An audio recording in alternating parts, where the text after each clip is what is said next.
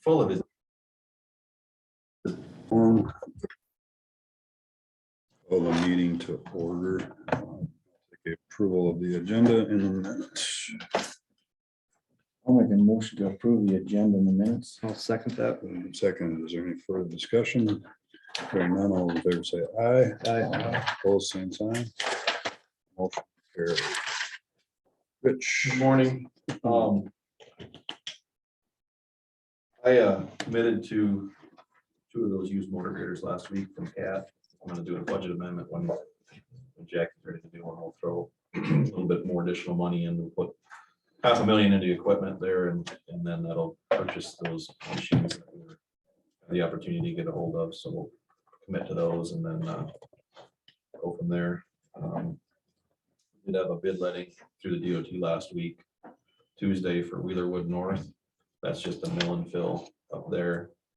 I programmed $900,000. I estimated $872,946, and the bid came in at $879,237. The parent low bid only had 1 bidder, so don't have anything official yet. We'll have contracts in the next week or 2 to come to the board to approve. But And when would paving, when it'll be this summer, but This summer. whenever they schedule it, it'll be Okay. just. The nice thing is we've got everything. It'll be north of anything with the casino as far as Okay, the entrances. I mean, truck traffic will be in there probably depending on which way they come in to pave, but it'll just be traffic. It won't be anywhere or far enough north of the casino to Good. stay out of the way. So, Okay. but it's just a mill and fill. We're gonna mill out a couple inches and put in that high pro and see what that does for us. I know we've got some high pro out there too, east of Grafton. It reflected cracks, but it's got more, supposedly got more structural strength than a regular lift. So we put 1.5 inches down, it's like getting 2 1/4. So for strength, so. Anyway, guys, we're still out there trying to clean up some of the flood damage and getting more and more done, but finding more and more too as we go. So we'll probably be chasing it up through summer, just if there's any voids in the roads and the poles that develop. So that's about all we got going on right now. And then on the motor graders too, we are going to trade 2 older ones in, so that'll bring the costs down a little bit. Okay. Any questions, comments? Any more employees or you're not, we're gonna hire I'm one? still trying to hire 2 yet. Just got the application, so I'm just trying to go through them right now. I knew you Yeah. started that, I thought, but Yeah, we'll try to find 2 to hire here yet in the next few weeks.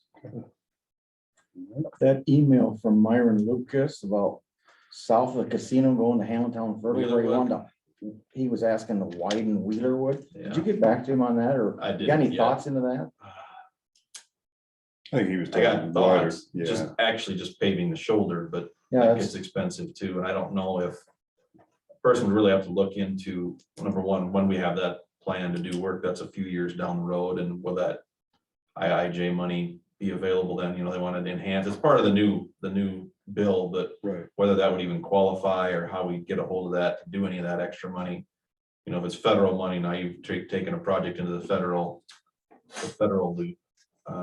When you do their funding, we got their schedules to maintain. So I have not responded yet. I don't know what the board feels is, it's a decent road. I mean, there's not a lot of, it's not as highly traveled as 105 is, but I don't know if paving the shoulders, I mean, yeah, it gives everybody more width to ride a bike on. Yeah, I don't know if But- you're talking paving. I don't know if he was Kind of like paving. he did on 105, just that extra, what is it, a couple feet? Couple feet, but I Yeah. think with Wheelerwood, a couple feet puts us almost right to the 4 slope anyway, which isn't a bad thing. Those shoulders are about 4 or 5 feet wide in there. Yeah, I think. They're nice and wide, that's why. When you, where it came yeah, up, I when you think. go further south, I haven't paid attention to the shoulders in a long time to Yeah. actually look to know, but it's a possibility. It's just that the projected pavement there is probably going to be a cold in place recycle with asphalt. So then we've got to figure out how to strengthen the shoulders, because even if we do pave it wider for bikes, traffic's going to be driving on it. You just don't want to just break it off. Right. So it's going to take a little bit more work. I have not responded yet. he had mentioned those Iowa destination grants, and I don't even know if that's possible. Well, I don't know either. I'd have to look into that funding a little bit and find out what falls into that category. I mean, it could be, if it's a destination and you you can qualify for it, but it's all timing. It's timing, and I think those projects almost have to be ready to go today, I think is the thing. We'll have to Well, they're look. starting May 9th. Yeah, I know, but they still needed to be kind of shovel ready jobs. Oh, the way yeah. I read it. And Yeah. I mean, that wouldn't be like. They gotta be completed, those by June 30th. You don't have a whole lot, of you don't have a big window in there. No, For an It's like, application, you mean, yeah, right? it's like the rest of them, they do. So we can look at that and see. I just haven't had a chance to. Yeah. With the budget being delayed and everything else, now I got some time, I can look at that a little closer and kind of. I was more wondering what your thoughts on it were. So I guess, you're looking at it. what are the public's thoughts of paving shoulders for bikes? I guess that's the one thing you gotta look at too, and there's, you know, if there's money there from the feds and it's for that type of project, then it's probably not as big a deal, but once it's down, we gotta maintain it when it's done, and the funds aren't there to maintain a paved shoulder, you know, so, Yeah, when you redo it again, you're gonna do it all over again, and then the funds aren't there. right, so. Just things we gotta look at. It's not out of the question by any means, but we gotta do a little bit more looking into it. all right. All right. So do we have any drainage I claims? gave you guys that quote Oh, for the yeah. drainage thing there. And Yeah. then I guess we've gotten a phone call that DD 13, that work that was done here last year. The pipes were, something about reseeding needs to be done because it didn't take, it was dry and the storms and stuff. Russ just gave me that on the way up, on the way down here. Okay, But they've been getting calls that on DD 13, there's some reseeding that might need to take place. And I'm not quite exactly sure where yet, but okay. I don't know who's on the hook for that, but I have to get all the Bolton and Mink, I guess. Yeah, Because 13 is this one over here, right? yeah. Because east town took all them trees and. Oh, it's east of town. yeah, that one that's over here, they, Okay, Yeah, they've been notified. okay. yeah, said be Bolton and Mink, and then whoever the coal excavating. Who's Yeah. lieutenant? Should be the I might contractor. look at it today. Okay. They are aware of that seeding. I think so. So we have some drainage claims here. Bolton and Mink. Stamp warrants. I'll make a motion to approve the drainage claims. So second. I'll second it. Moved and seconded. Is there any further discussion? Hearing none, all those in favor say aye. Aye. Opposed, same sign, motion will carry.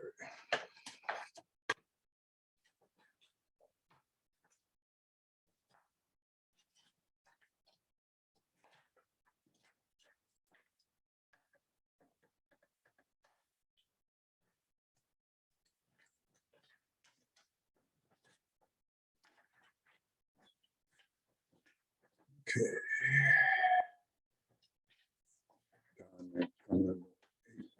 Okay. You come in person? Yeah. So, Down. Claims. Get a chance to look at the claims. yes. Yeah, Take a motion to approve the claims. I'll make a motion to approve the claims. I'll second that. Moved and seconded. Any further discussion? Hearing none, all those in favor say aye. Aye. Aye. Opposed, same sign, motion carries. Any reports today? With the court only.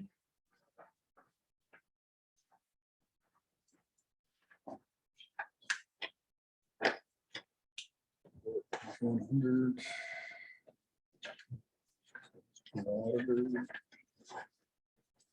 Take a motion to approve the reports. Motion to approve reports. I'll So, second it. moved and seconded. Any further discussion? Opposed, same sign, motion carries.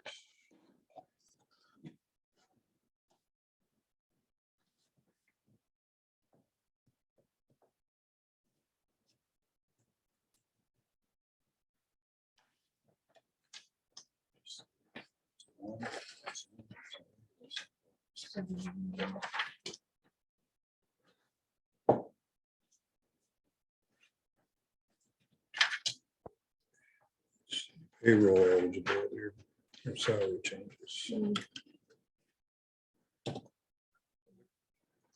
Liquor license, cigarette. Termination of the WHW Social Services 28E agreement. basically the same letter Yes. that Hancock sent us. So everybody saw the copy of the letter, Yeah, so. So I will take a motion to approve the termination letter. I'll make that a motion. Is there a second? I'll second it. Moved and second. Is there any further discussion? Hearing none, all those in favor say aye. Aye. Opposed, same sign. Motion carries. Sign that probably, right? Yeah, please.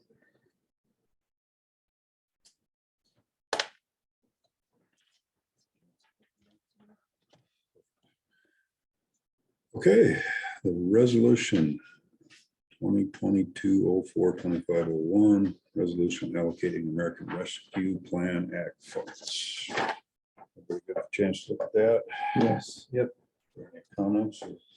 That's necessary for the reports, Yeah. right? Yeah. Just for us to go to use that 10 million Up to- as up to 10 million, whatever we've got as lost revenue against government services under the final rule policy. Right, Jackie? Yeah. Okay. Resolution allocating American Rescue Plan Act funds. Whereas in March 2021, the federal government established the American Rescue Plan Act of 2021 ARPA, which includes the coronavirus state and local fiscal recovery funds to provide state and local tribal governments with resources needed to respond to the pandemic and its economic effects.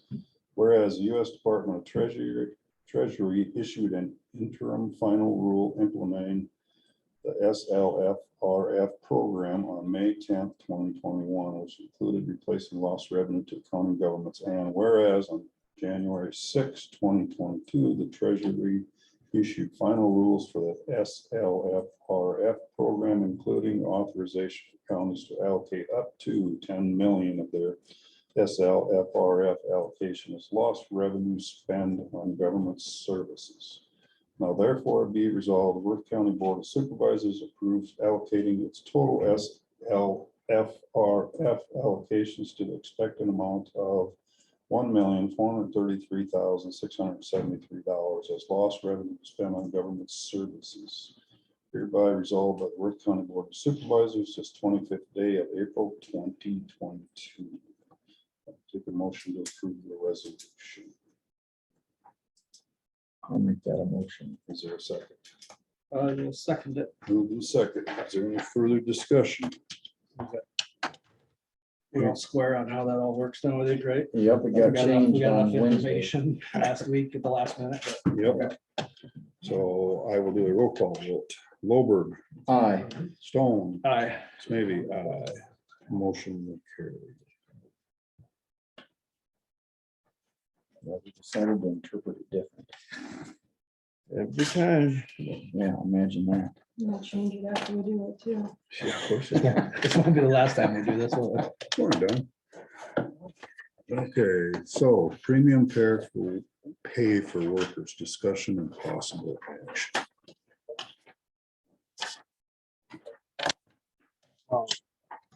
As part of this now, we can do that properly without. I was having to- told by Jamie Cashman that, If we would decide to. yep, that it no longer, they've decided that premium pay is also a general government service.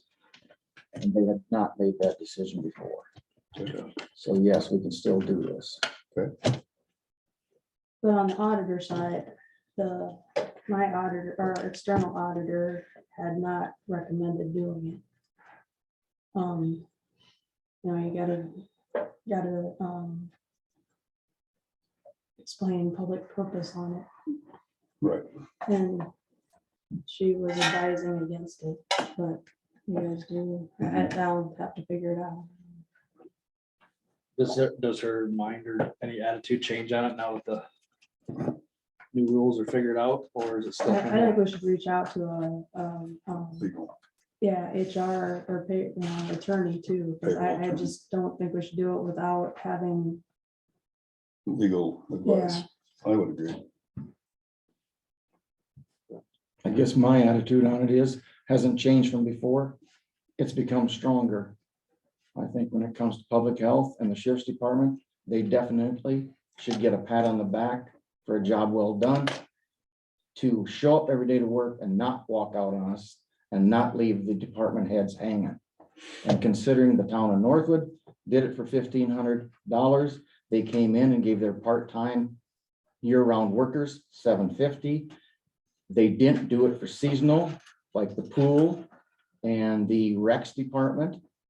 And then when you talk to the North of Kensett High School, they went in and Governor Reynolds did it for the 40 teachers that they had that were classified full-time. And she's picking up $40,000 of that one, but they went in and did it for everybody because they didn't think it was fair to have a teacher at 7/8 time not get it. So they did it for the bus drivers. They did it for the cooks, the whole works. Have you And- talked to any other counties? What's that? Have you talked to any other counties? Yes, at the time that I talked to any other counties, I talked to Hancock and Sue told, or Sis told me that they did not do it because their wages were already up there. Well, and we got 6% this time. Right, and I'll discuss that with you too. 2 years ago, we had a 3.5% compensation board recommendation. We lowered it to a 2, or we took 40% away from everybody, which took 1.5% off of most of your workers, because what the election officials, it usually follows down to the workers.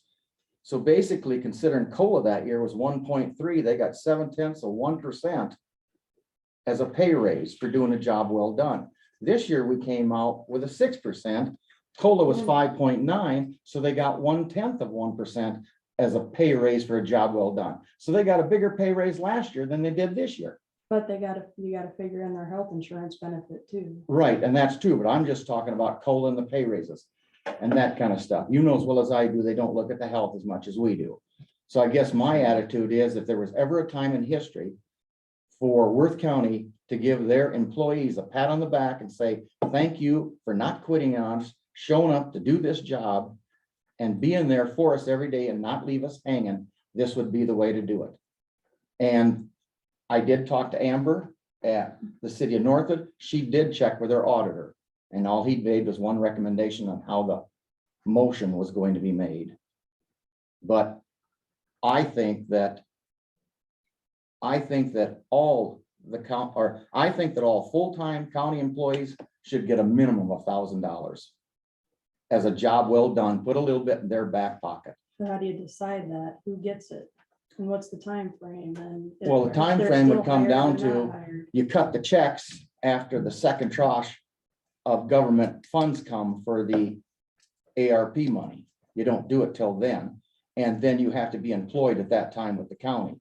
How you want to work it for part-timers and seasonal, I'm not quite sure. Should they have been hired or should they have been employed in 2020 then? Or is it anybody that's just here?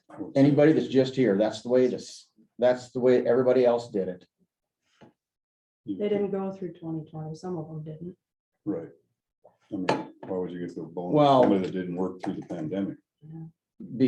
They were just doing it like the school board, the two people that I talked to on the school board did it because they hired some teachers and it was a month before, they weren't here at that period of time, but they decided to do it across the board.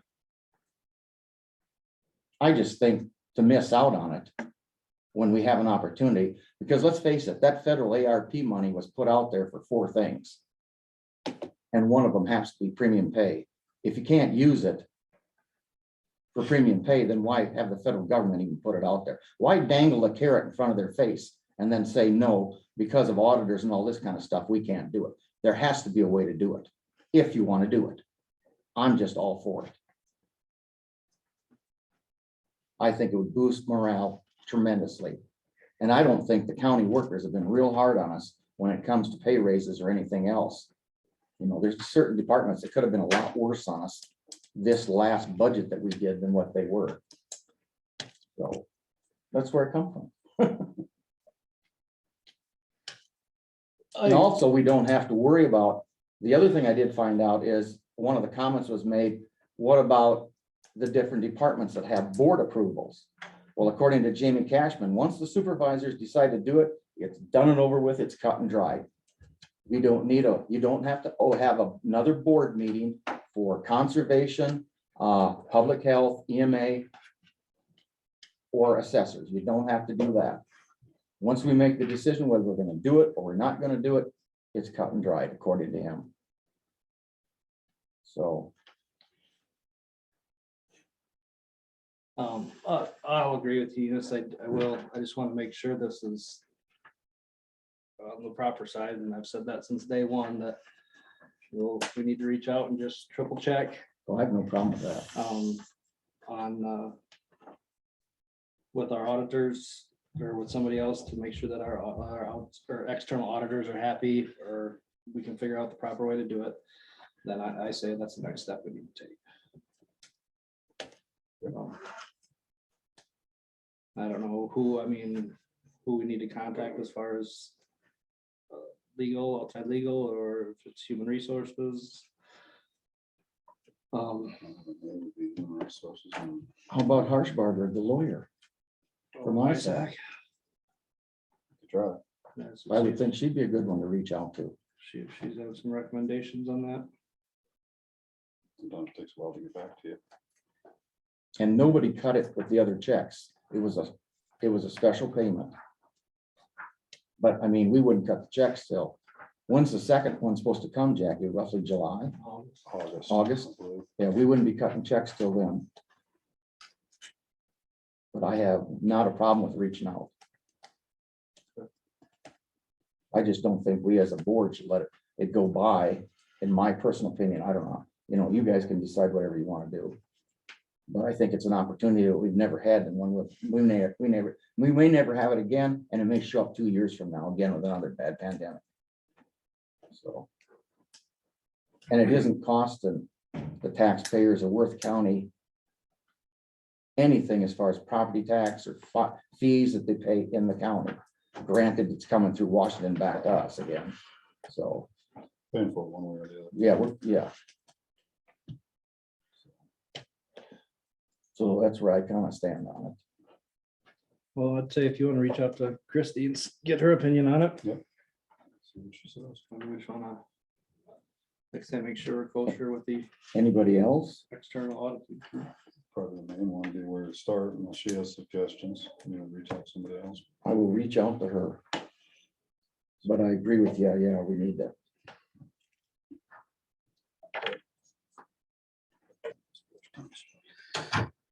Okay. Chat with Don. Use Yeah. our A little 3:45. time, Don, you're on a little later, but you wanna chat with us now? And we'll- Do that. Yeah.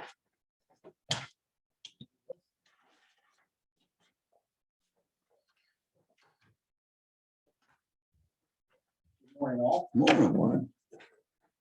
I did get up last week. I guess I apologize. I did call Jackie, but she apparently forgot to notify the board that. I she was gonna guess. be up here. Yeah, no, I knew you were up here. I was Okay. just busy that day and Okay. I couldn't get. Well, with she you, did send me a couple of areas of concern. Yep. The one is that lateral H on DD number 2, so. Okay, which we've never been on that one before. Oh. My brand new 1974 plat book shows it as a 12-inch tile. oh, So we've never been on that piece of ditch before. I did Okay. get a look at it though. It's got a lot of stuff, mainly willows. small willows. Well, Brick. but it's solid. I mean, Solid, it's yeah. solid red all the way along the bottom. What we'll probably have to do with that is come in this year and treat it with just Garland 3A to get the willows taken care of. Now, Okay. that's not as effective on the deciduous species, the actual tree species, Mhm. but the way those willows are grown, we're gonna have to be using an aquatic the first time through, an aquatic herbicide. Okay, And the Garland 3A is a full aquatic herbicide. Good. And then we'll have to follow up on the other trees that I know it's not going to kill them. It'll knock them back. right, So on the other area was up there, that stretch between Highway 69 and the first road right there at Emmons. oh, yes. Yeah, that actually looks good. Most of those trees that are out there now are dead from when we sprayed it 2 years ago. Okay, good, So that one's getting cleaned up. Good. And the reason those trees got so big, if you remember, the year you cleaned it, we waited 2 years and then it got wet. And the problem is that they're planting right up to the edge of the ditch on that. And so we've got to get in there when the leaves are on the trees, but when the crop is still small enough. Yep. And we just missed that window a couple years in a row. Yep. Due to wet conditions. I did get the ditches looked at for this go around. I have enough. Yeah, I've got a copy. Pass them around there. I've only got 4 copies, so.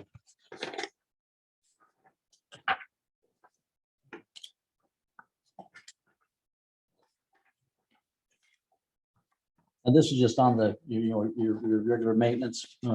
There is one ditch there, DD number 1. We've only been through that once. That was added again, I think, 3 years ago. And so we've been through there once, but I'm still anticipating there might be quite a bit of stuff out there. The other area that was of concern is actually on DD number 4, which I've got that quoted to be done. I did not go up there and drive out there because Jackie had notified me of it on Thursday.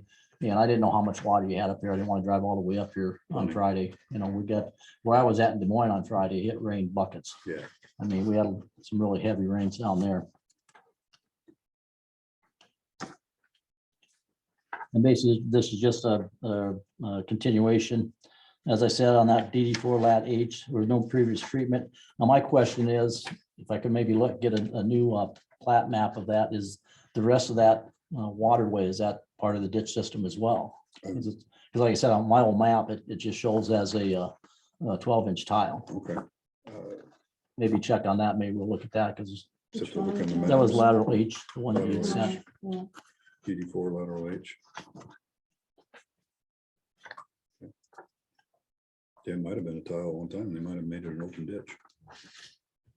I just say that's the map I have is Just never updated. a 1974 map from, Could have been updated in 1975. You're right. Never had it. Yeah, who knows? and also you see the line on my map here. I'll add that. I didn't notice that the ditch does go down along the road there too, to the intersection. And then just a little bit beyond. Okay. I'll add that on mine when the guys come to do it. That way they can. Gotcha.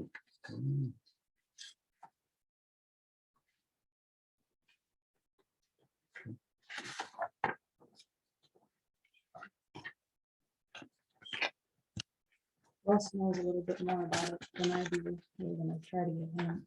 What's that? Russ. Okay. Anybody know? He dug it in 1964. Yeah, probably. What about that ditch we just had clean there? Off of Wheelerwood? Oh, you mean we just cut the trees? Yeah, I talked to Don, I talked to you about that last That was the one. winter.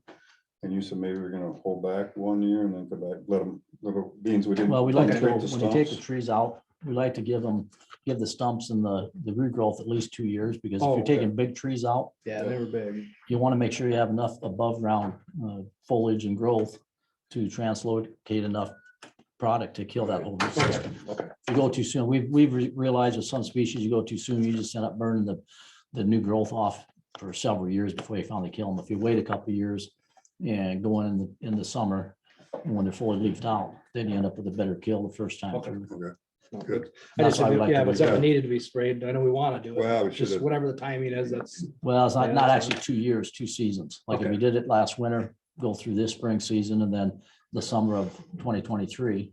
Should We treat come the in and- stumps as you're cutting them, which didn't get done, which Right. I didn't even think about that at the time. and it was- Yeah, the thing is with cuts and surface treatments, it's good to do it, but I've, over the years, we've done several treatments in counties trying to follow cut crews. Sometimes it looks like it's the best treatment out there, and sometimes it looks like you spray water. I mean, Yeah. it's just so hit and miss, because it's so dependent on the environmental conditions and the species. Okay, sounds good. Okay. Looks good, Don. So do we need a motion to accept take a motion to accept the bids for the spraying of the ditches? I'll make that a motion. For a second, I'll second it. any further discussion? None, all those in favor say aye. Aye. Post same sign, motion will carry. Another thing I'll let you approve that is the quote. What I need you to do is sign off as accepted, and Okay. then my quote will convert to a contract. Yep. And any customers that I have signed contract with are automatically additionally insured on my insurance policy. Oh, gotcha. So if you could just stamp it, accept it, and sign it and date it, then you keep a copy and then let me have a copy. You want to sign and stamp the date or whatever? Do we wanna- Just one of these, or- Just any one of them, yeah. And then Hit the stand.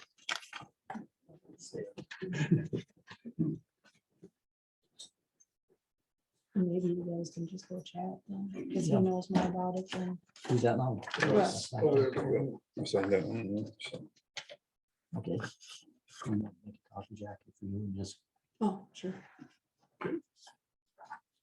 well, I'll just visit with Russ and.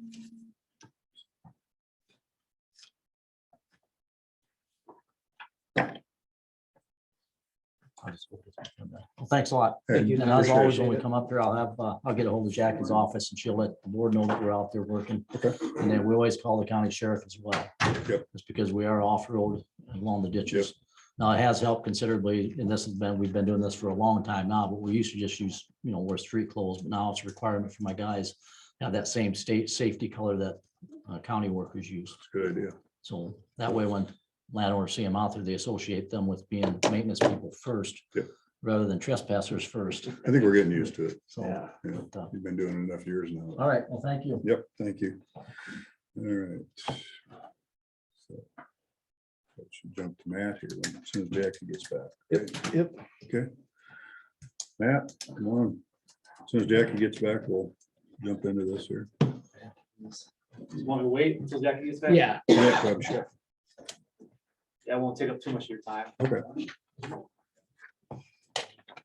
Awesome. Oh.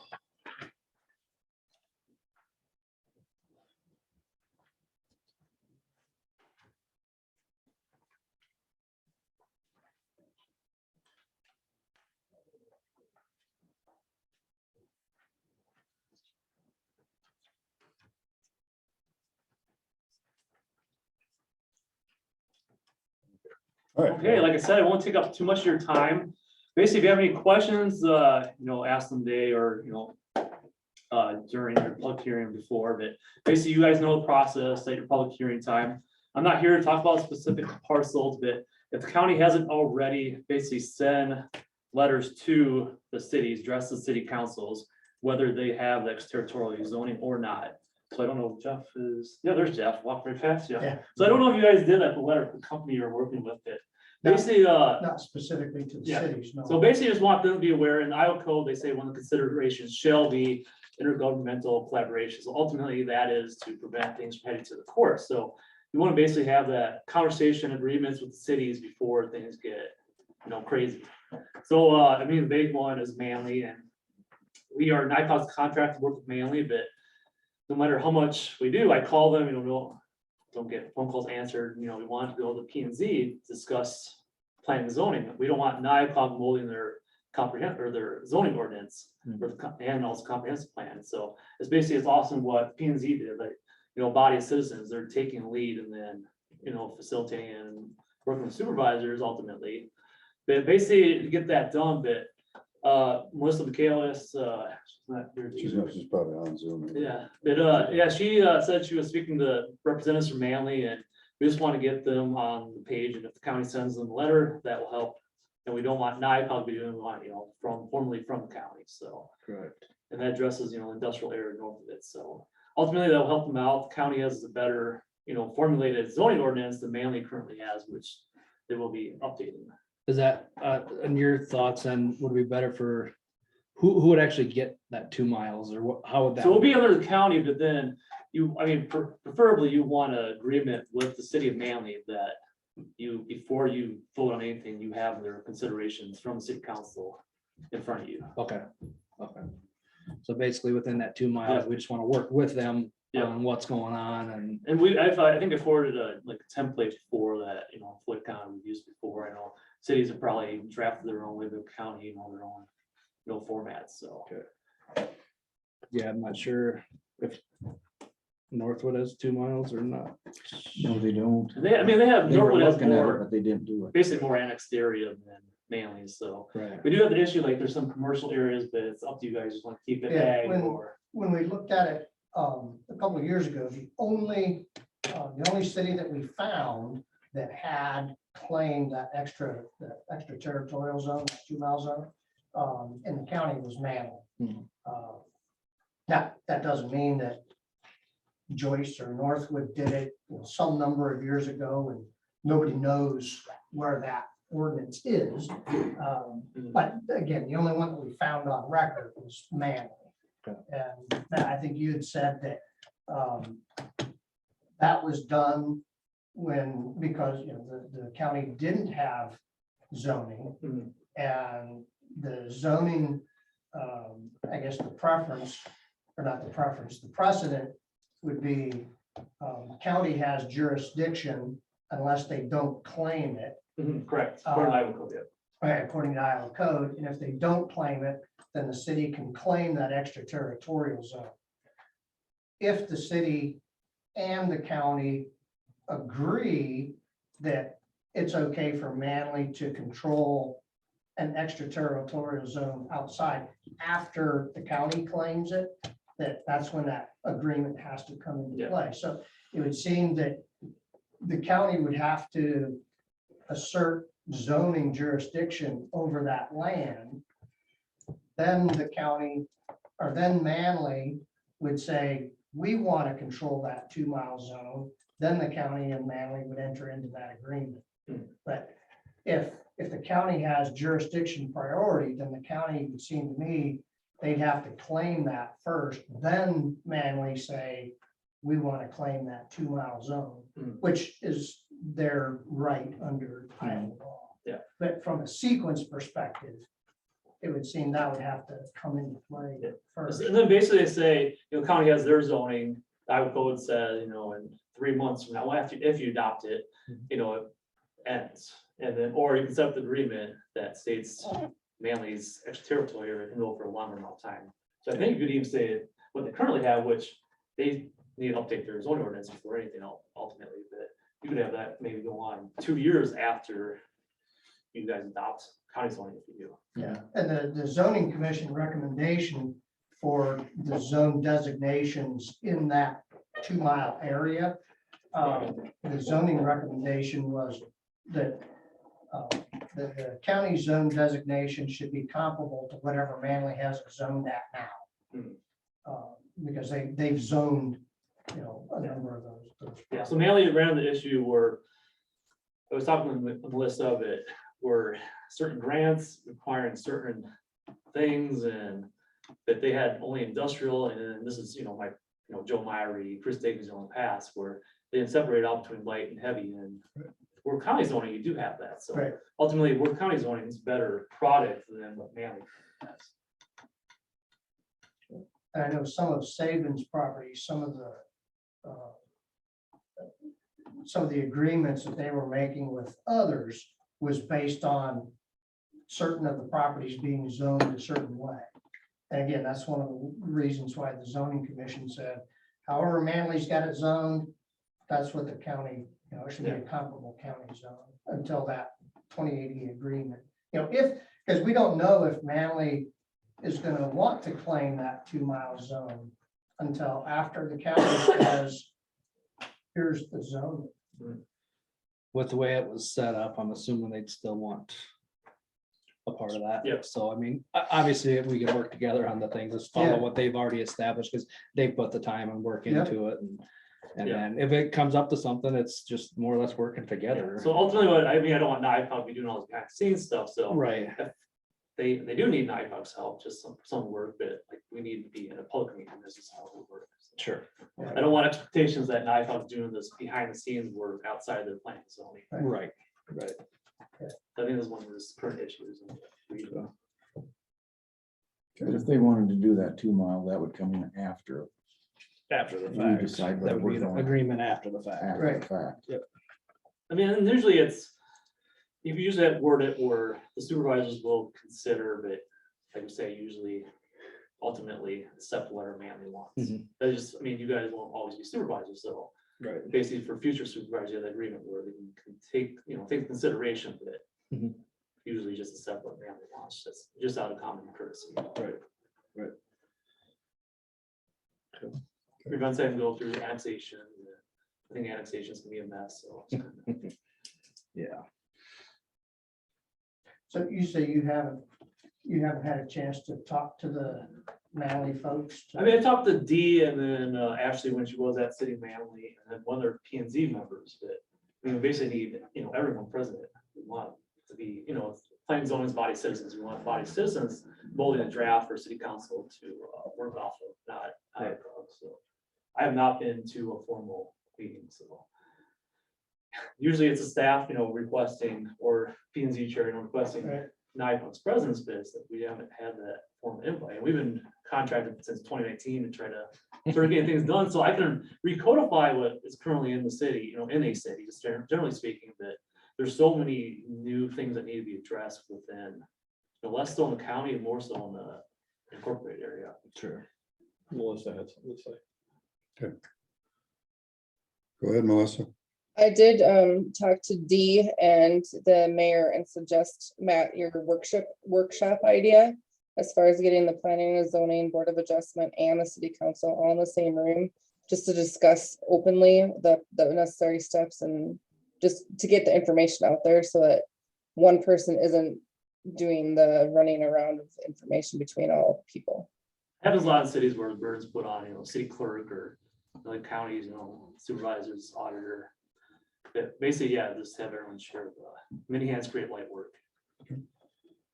So I think you were saying answer? Yeah, so you were, forget your first name, but Chris. yeah, so you sat in on one of the workshops, but it's more of a motivational thing too, just discuss separation of duties. So they brought in new members for board adjustment and P and Z, and weren't making a decision, weren't really talking too much about specific issues, but more so about general, land use issues, land use. Sure. So extension does a 3 to 4 hour meeting on the land use law cases.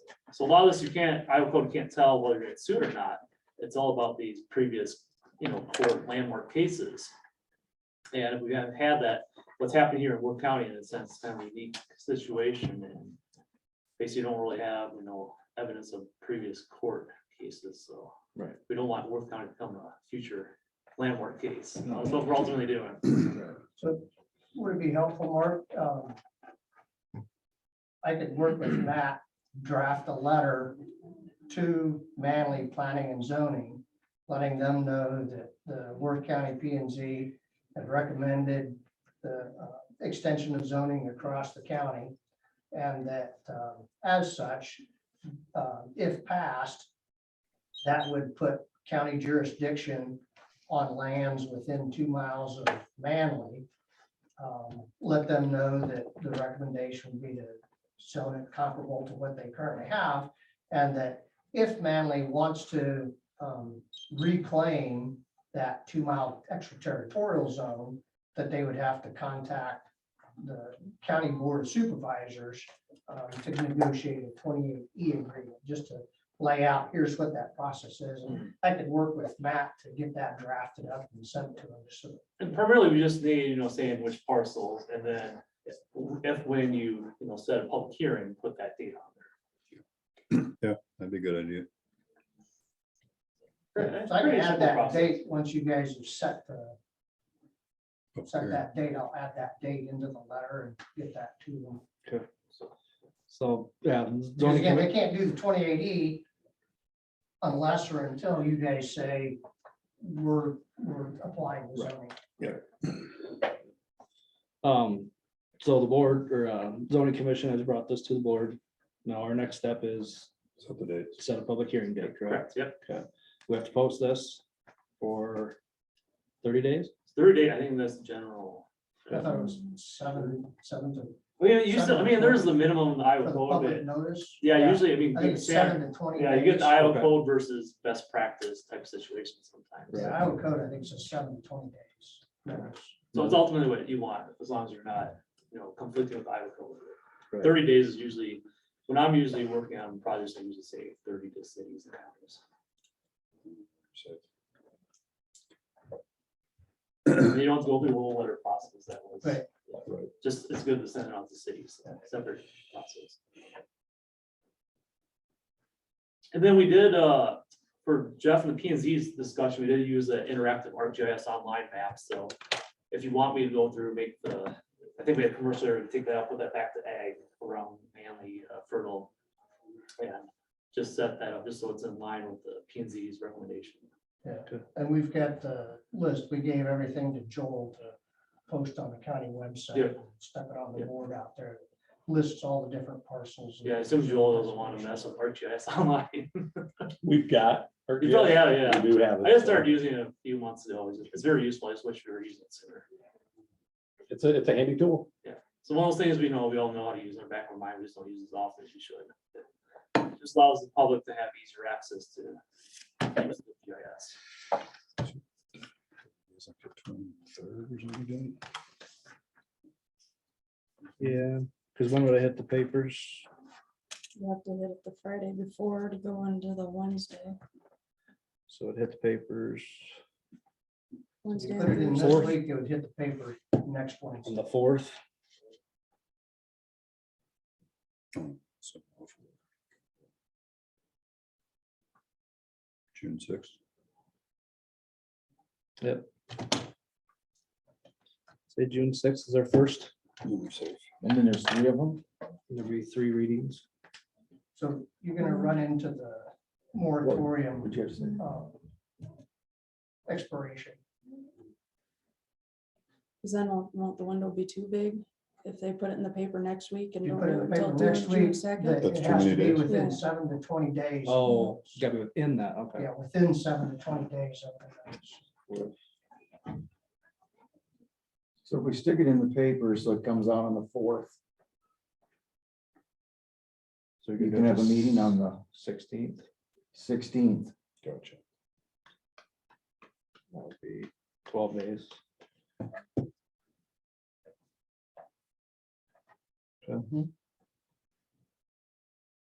Okay.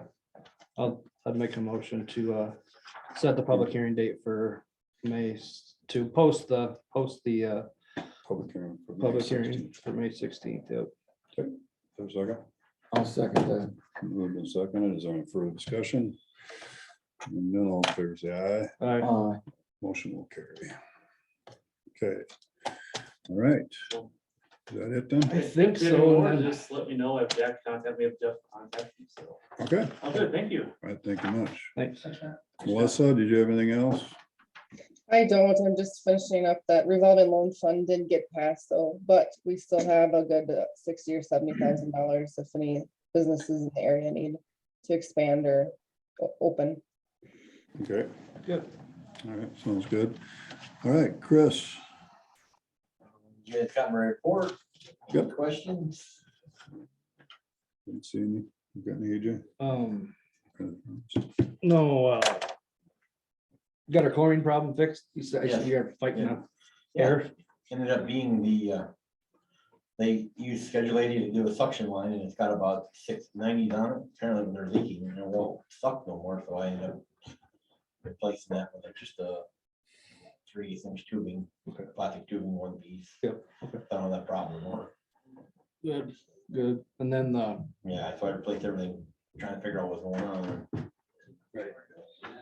the frozen water tower bill, it was Yep. knocked down Yep. from what they originally Yeah, said. yeah, so the original was, They tried charging us for everything, even if their equipment wasn't working. yeah. He charges 52.60 with the original bill, and then when I called, when he finally called me back, we got it down to 32.30. Yeah, well, like I said, they came over, You know, Yeah, he came the first day and nothing would work, and his equipment wouldn't work, so why should we pay for? when he called me, he goes, well, it was freezing the pressure washers. Yeah, but you brought that same pressure washer back the second day and still would pump water up to the top of the tower, it'd only go about halfway, and it would run out of power, push it that high. I said, so you still need to take that off that bill. And Right. he did. okay.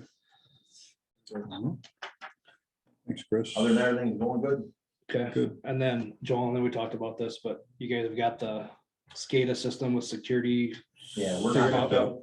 We have nothing actually on the line or on computers hooked to any fiber or anything. Okay, all right, that's We good. don't have So we enough just- SCADA system to do anything, so it's not nothing hooked up. Okay, because that's been a target lately and Yep. we're just constantly watching this cybersecurity crap, so. Yep. So the only thing we have on here is our computer, And that's not hooked to anything and that's else. not hooked anything to the plant either. Okay, perfect. So we've got a good separation. there. Just wanted to make sure of that, so. Yep. Okay, so Okay. All right. Department heads, anything, anybody? Just the flight's done for this year for 2022 flight with Eagle View Pictometry. The product's done, the Q&A is done. They're shipping me the hard drive with the data now. I'll distribute that data to all the department heads that are interested so they can take a look and make sure that things look okay. I know there's been a couple of counties that have found some things that they didn't like seeing on there. So when you guys get a hold of that, just when I get a hold of it, I'll let everybody know. So, Yep. okay. All right, supervisor weeklies, Enos. We had Winworth Betco Executive Board meeting, which you guys were at.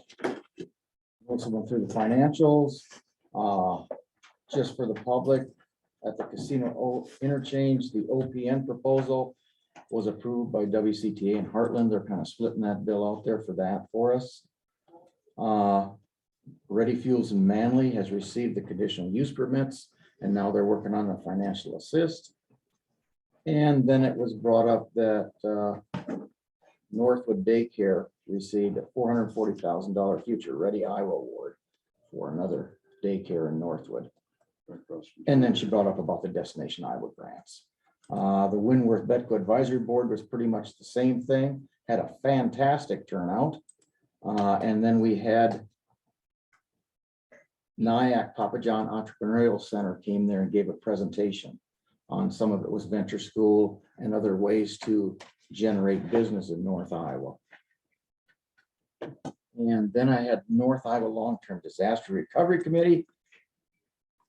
That was a 6-hour meeting. Ouch. And it's one of about 3 of them in the next 3 months. That'll be 6-hour meetings. We had Iowa Disaster Human Resource woman there giving a presentation and training on how to set up recovery process for families after a disaster for short-term and long-term. And the North Iowa Community Action Rep was there and the Red Cross was there. So it was a really good turnout and it was a really informational meeting. And yes, it's going to take quite a bit of work to get this thing set up and going. Right, Mark?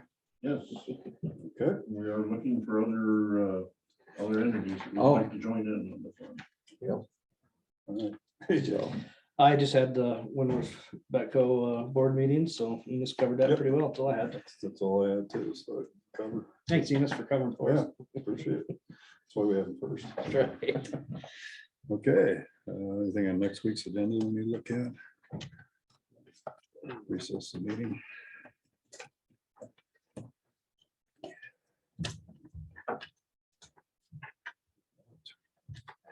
What's the audit firm selection? We were at our 5 years is up. Oh, that's right. So Okay. RFP. Yeah, we gotta do that. Okay. Okay, and now if we get this, what we're sending to WHW, we shouldn't really need Ruth to come here on May 2nd. Because I imagine she'll be contacted through that. unless we, I just seen it on there. And she's scheduled to be here May 2nd, but we approved that this morning, so I doubt that I would have to say that's gonna change. Yeah, I don't know, because she's, I mean, you're still gonna have. They're a still month using the of- service until yeah. for Oh, a time, so you should come. what, June maybe, 1st? maybe she'd still wanna know exactly where we're at on it. Because our June 1st was our retraction date, so, Yep. yeah, I leave her on there because that's, Okay. they're still gonna, we're still part of that till June 1st, just so we don't get any more lapse in coverage. So, Good catch, AJ. We don't need any action with NICOA, do we? Going forward, we'll just wait until this is done and then. So, I would say, yeah, until we're, maybe have, get them back here on the 1st, June 1st or whatever meetings after that. okay, sounds good. All right.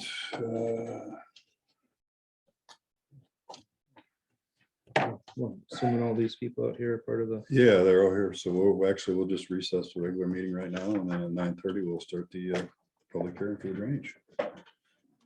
continue the Zoom meeting for the public hearing? Yes. Jim Hudson is gonna be Jim's calling supposed to be in. calling in. I emailed and I should have just told See him. you about later. Zoom. Thanks, Chris. Thank you, Chris. What's that? I forgot about the Zoom. Oh, okay. Will it work to have him on the conference call or is it better to have him on Zoom? Better to have them on Zoom. I mean, we can certainly grab the phone or something, but Proposal to clean out the ditch. All right, you can handle. hey, if your kid thinks they can write. He's probably got a recipe somewhere. I was gonna say, let me know. I don't know, I don't want that stuff on my house. Please do. Well, I'll take it. After he manufactures. You probably got a special license for that. Not necessarily. Really? Yeah. I'll ask him. All right, It's a water. have fun. Yeah. Joel, can you, on our website, you know, you've got all of our agendas for every commission, board, all that set up. Can you add one for the Shell Rock watershed? Yeah. And then if they're just gonna forward stuff to me, and then if I just push it on to you, it's just agendas and meeting minutes and stuff like that. Floyd County, and we thought we'd probably better just at least post that stuff somewhere. You can just save it till about late July. Can you hear If you me? could do that, just set up a folder for us like that, and then I'll just Email me the stuff. As soon as I This is get Jackie, meetings and and minutes, I I'll send it I to you. kind of just forgot put we it on were there. resuming the meeting. Everybody looks at it. And I was wondering if you could, I sent you the And then, email to link to that. Is that a possibility or? There's something else I was gonna ask you about. I think that'll. Right. Oh, shoot, okay. Yeah, that's. Oh, I'm sorry. Yeah, I'll see. if- Just don't shut it. Don't shut it off. Yeah. Otherwise, there's a phone number I think you can call on Zoom. The Magellan pipeline. The pipe was built. You wanna just call that number instead? That'd be better. There he is, one. Good, how are you guys doing? We'll see how it goes. He's got it all figured out. Jim's gonna handle. Our reports are very. Colton, I don't know if you guys have met Colton. before. Nice to meet you. He's been with us for the last 2 years. Well, what about He was the the one who money that's surveyed been this spent ditch. already? Oh, okay. So What about the money that's been spent already? The hands-on guy, right? Yeah. Okay. then we're gonna go survey 14 and 48 today. The 2 tile projects. Just shoot the outlets. Yeah, 14, just Yeah. goes down by the hands. Yeah, That's right. That's that's one of pretty those. good. But they'll fight, but not all of them want. So how do you deal with that? There's a-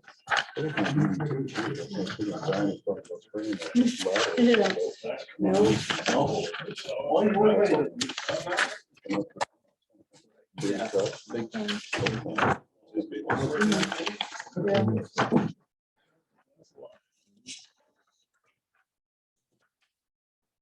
Yeah, I did figure it out. Oh, I'll talk there. I actually took the weekend off for once.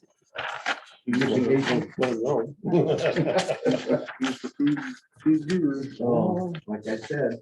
Welcome to Dice and Diners, or whatever they call them. All he needs is a little red Camaro and some spiky hair. If you get me that, that'd be great, Mark. Maybe a model one. Okay, yeah. Like, Sure. Just go to the dealership and buy one. Huh? Just go buy one.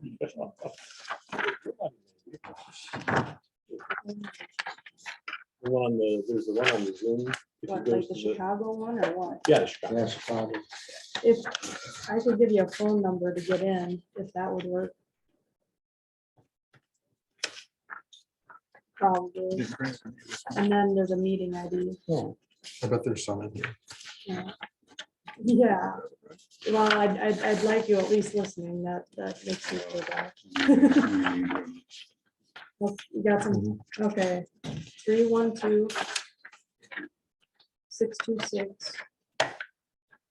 312-626-6799.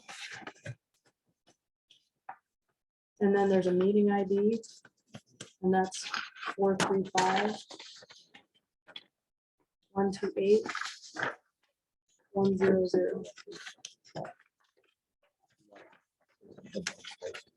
Well,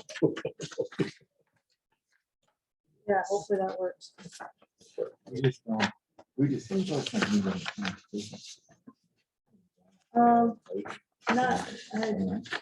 not sure. We've already talked, I mean, the guys are doing their reports. And there was one more objection that I emailed to you.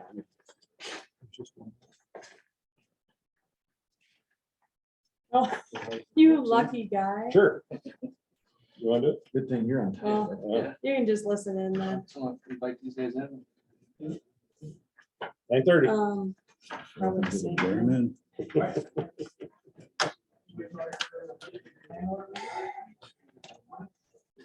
They do not object, but do have a number of objections to the proposed plan.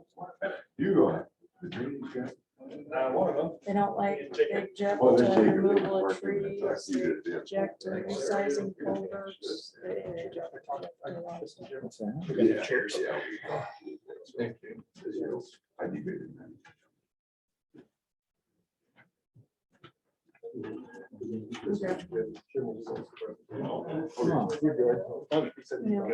Yeah. Well, if the guys have to, review the objections, they can go over that.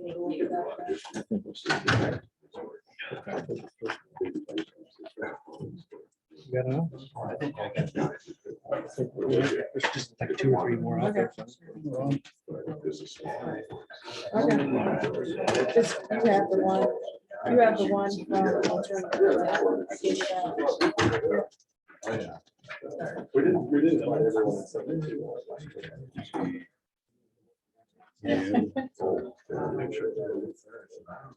So this is the section here. Oh my goodness.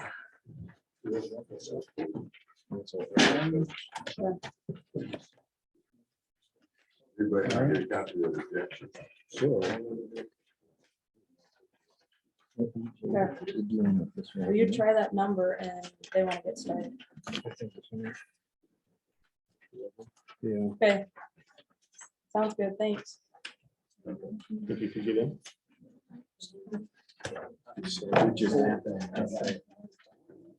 think we got that. He doesn't turn on his computer.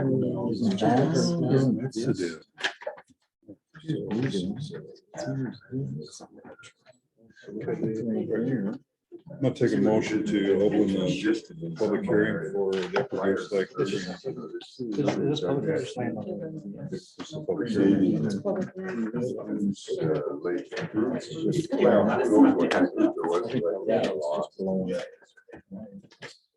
Or landowner. Yeah. Right, it's just a. It is just. Yeah. You can just read it. We're still in session, yeah. Unless you want to. Yeah. Hey, Jake.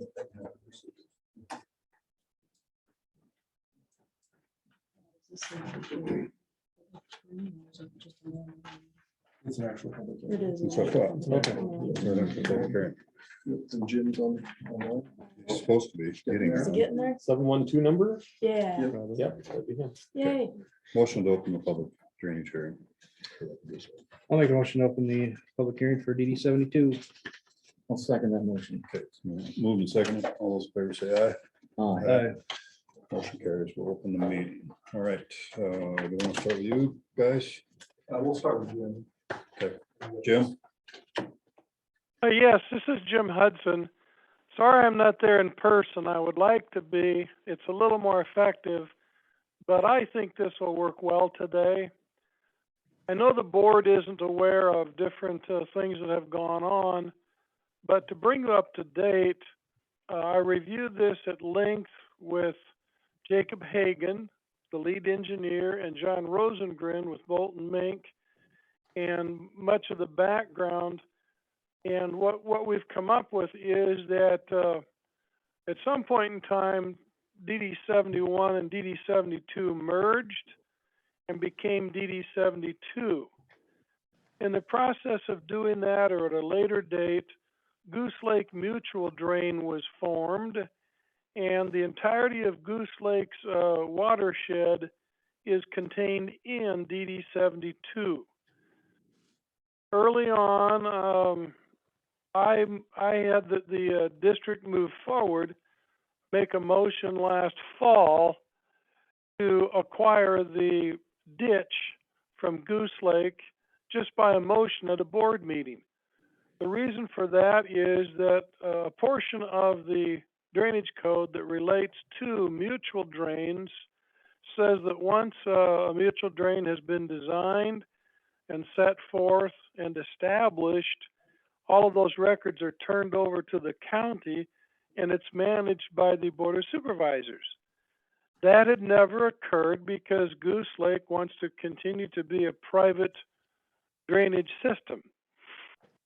So I reviewed it again, and that is just fine. I'm suggesting today that the engineer give his complete repair report. We'll answer questions, and then the Goose Lake folks can take off and do their own repair. There is 1 to 3 feet of silt which needs to be removed, and so that needs to be done.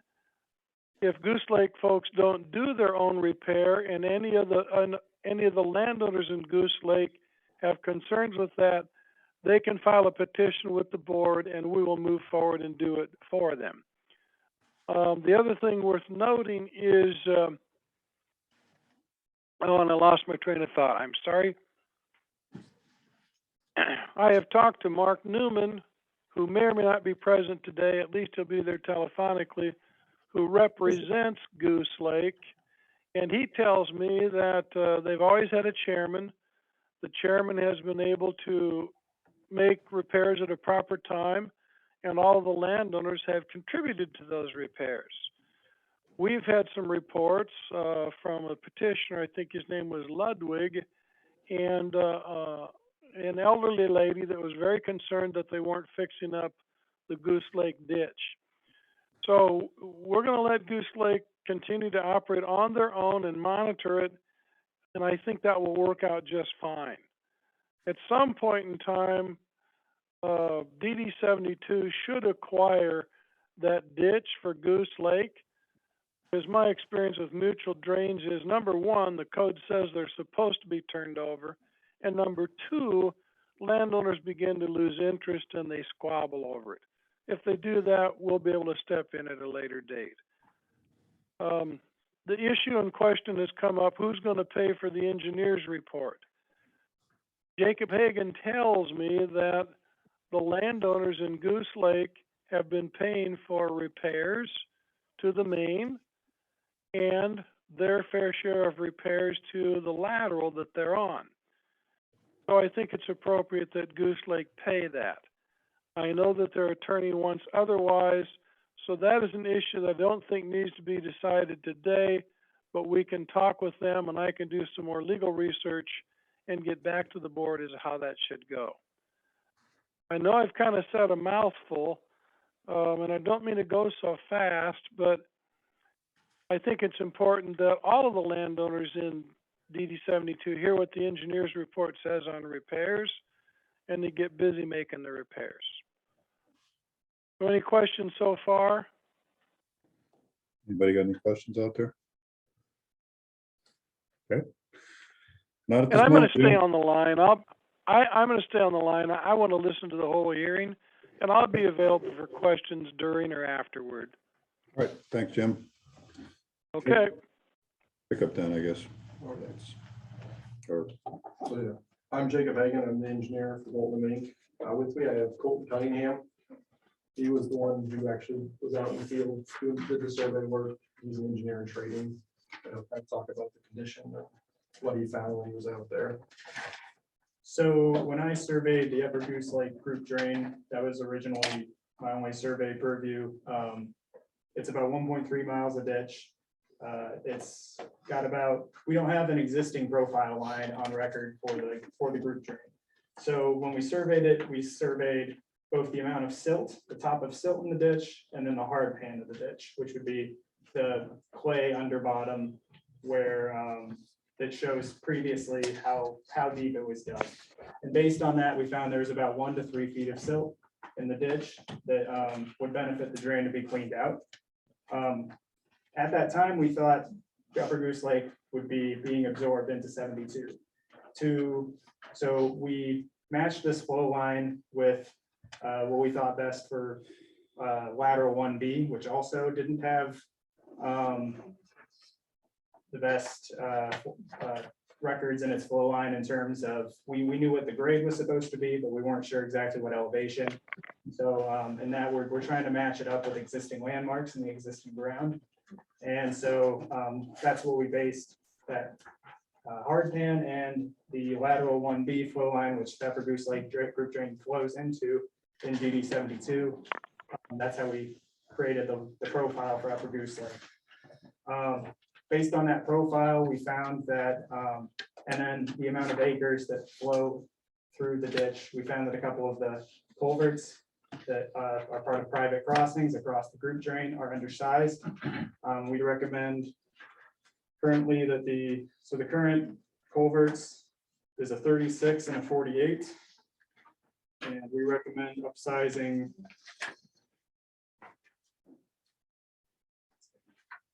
to a 60 and an 84. And those that have an estimated cost of $10,000 and $20,000 respectively. When we made the engineering report, we were originally going to clean out part of lateral 1B2 to create a clear outlet for the Upper Goose Lake group drain. Since DD 72 isn't going to be involved in this, we won't be recommending that. So the cost estimate that we had originally is going to be reevaluated if we decide to move forward. But given the $30,000 for the culverts and differences in excavating, we're still talking probably at least $60,000, $70,000, $80,000 would be my opinion. So, and that's just eyeballing it because we haven't run the numbers yet ourselves. There aren't very many tiles on the ditch needed to be replaced at this time. So that estimate could be worked down as well. You have any questions? Yeah, Jacob, I talked to you about 10 days ago, about culvert size. We're down on the bottom end, by Maine. Very concerned about increasing those culvert sizes because on a heavy rain event, that main ditch is full now. And I talked to you about how much more water would come down if we increase that, because we view those culverts that are there now as kind of a buffer so we don't get the big push right initially. And we're down on the bottom end on peak ground that's growing vegetables, and we can't have them a main ditch or a lateral spilling over into the field. And so that's why we oppose increasing that culvert size. So yeah, I did do some modeling on that. For your base flows where the water is just normal without rainfall, like it is right now, there's really no impact because those culverts are the same size. Then when you upsize it, I modeled it with, I think, about a 3-inch rain, you saw your peak runoff increase by about 20–25%. So whatever it is now, which the modeling isn't perfect, so I don't want to say if you get a 4-inch rain now, I don't know if it's over your banks or not. Modeling showed it wasn't, and it didn't show it still being over the banks when it was that increase with those culverts with that increased runoff with a 4-inch or so rain. Then as you get bigger storm events, it actually becomes less of an impact because once you get up to a 7-inch rain, you're already over the banks is what it's showing. So then the peak runoff was pretty much the same at that point. So it's where it's like from your 3 to like 5-inch rainstorms. So you will see was to the end 1B. End of 1B. Did you study the main then at all? We modeled the main. I modeled the main on that portion. And it was pretty similar to 1B in terms of its peak runoff. We didn't study the cleaning out the main at all. And we didn't survey the main as We didn't well. survey the main. It's just limited to just the Upper Goose Lake and then that one, the 1B that, the 1B proposal cleaning out is only because to get an outlet for people out Goose Lake. It's not to actually benefit one B. No, there was no survey of the main. It does look like it's in poor condition, but it wasn't, it was beyond the scope of what we were asked to do. Okay. I've got a question, Jacob. Mhm. Yeah, this is Mark Newman. Jim, I am here.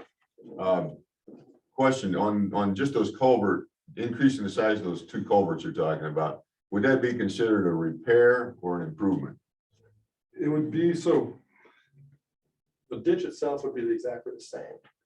However, we don't, the ditch would be dug back to what it was back in 1980, I think. I'm just talking about the culverts. Yep. And so from a drainage district, we don't allow culverts to be undersized because they're obstructions. It'd be like a landowner put that culvert in there. He did an obstruction to what that ditch was designed to have. So what we've done in the past, whenever we've had a culvert that's undersized, we don't consider it an improvement. We consider that removing an obstruction. But that culvert was put in by the landowner and it was put in too small. Now, maybe that was the engineer at that time decided that was fine. I didn't see any information of that in a mutual drain.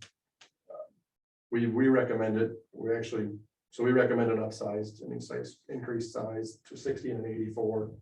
On 1B, it's also an 84, so that was what was probably the drainage district engineer at that time recommended an 84 for 1B, which only drains about 100 acres more than what the proposed 84-inch upstream of it is. Okay, so that's when it's in a drainage district, you would call that an obstruction, I but would call it an obstruction. you wouldn't call it a repair.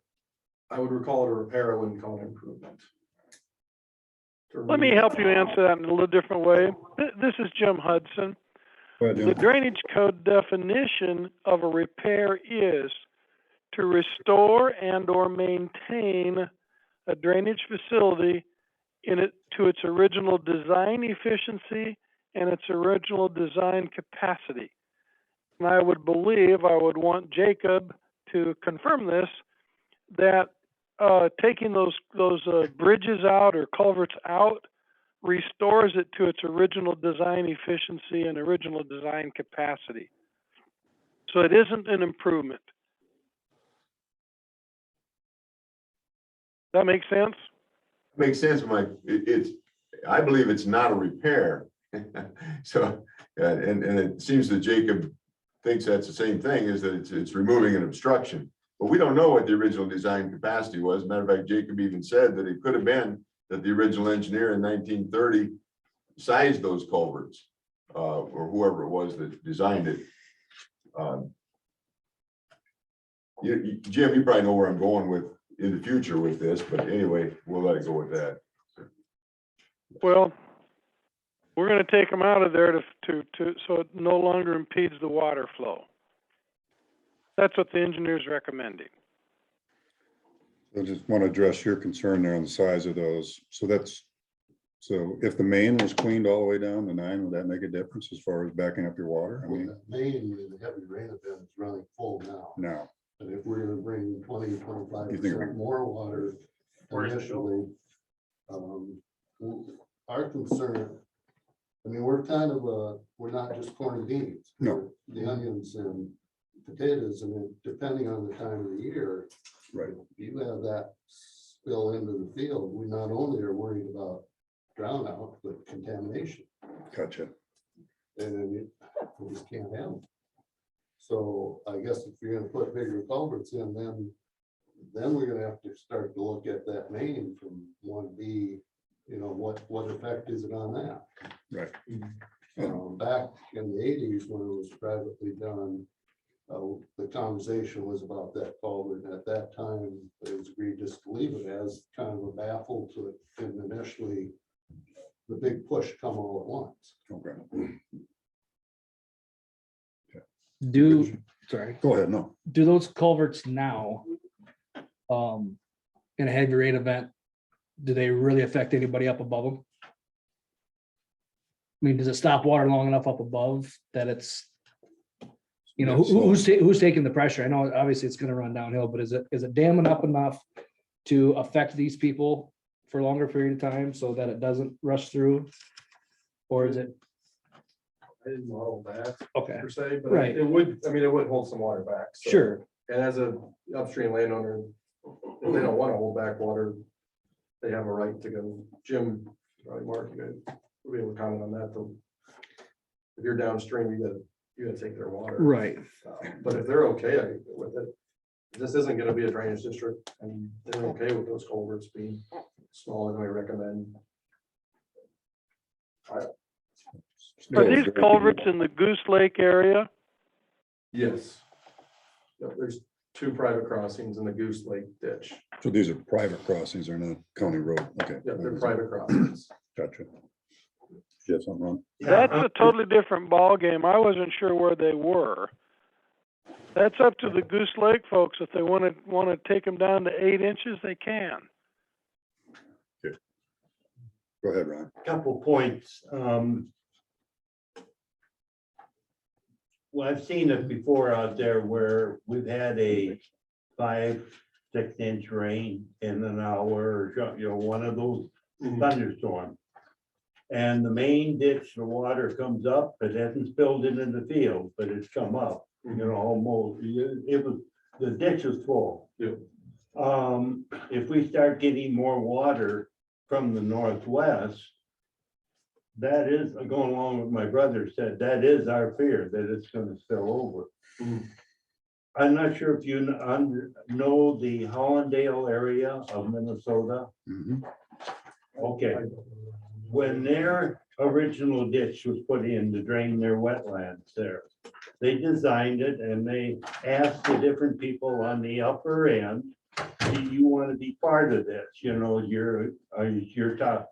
And they all said, no, it's permanent pasture. We're not going to tile or anything. Well, you know how that ended. So now they have water clear from Blooming Prairie coming down, tile water. And the first water is what fills the ditch. And they get a heavy rain, just like I was talking about. And it not only, it's spilling, they got pumps to try and pump it into the main ditch. But that's kind of hard to do when it's running from the main ditch back out into the field. It's a losing proposition. And that is our concern. Right now, we don't have that and we don't want that. And